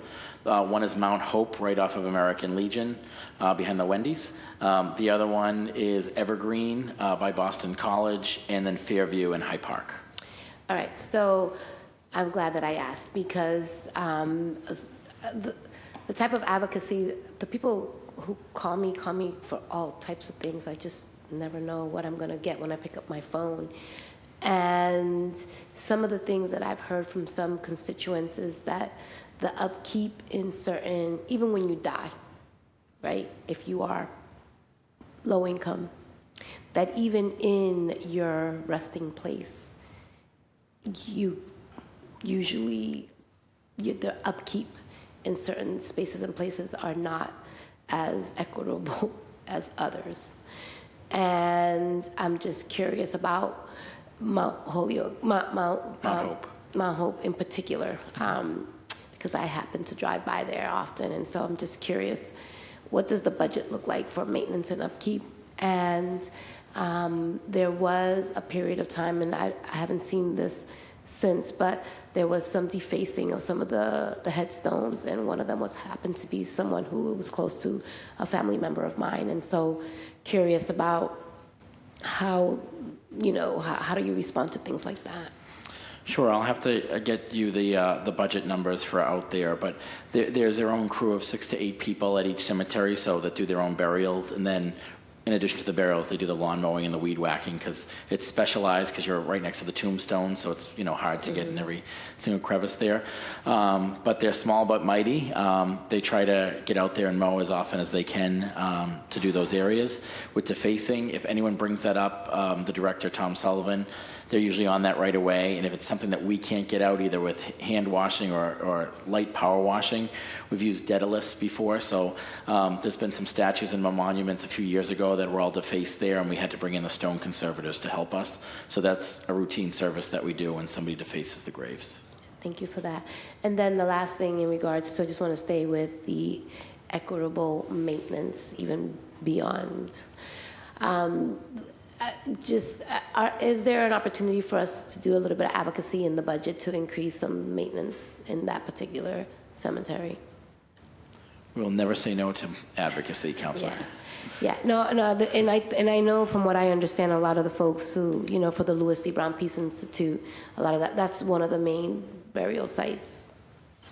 And I just think that there is some sort of connection there in terms of just kind of like you get what you get and you don't get upset. And I just think that even dying should have some sort of dignity. And I think that there's an opportunity for us to figure out how we can help support that line item for that specific space and how that is tied into the support services that we provide the Louis D. Brown Institute. That's just been heavy on my mind, and I wanted to just name it here and just kind of let you know that I'm paying attention to that. Kathy's reminding me too that we do have some paving improvements in capital for, once you go in with all the potholes and stuff in some of the cemeteries, and extensive fencing work. So you'll have improved fencing, replacing all the pickets, and some repainting work specifically at Mount Hope. So there'll be those exterior improvements happening as well, in addition to the maintenance that we continue to do inside. Yeah, and I know my constituents that are listening in, because they do watch these, are happy to hear that. So thank you for that. Thank you. Thank you, Councilman Mayor. And I know the council passed a grant a couple weeks ago for maintenance for, I believe it was two of the active cemeteries for the city of Boston. And speaking to the burial, is there any state aid or assistance that goes to families for burial?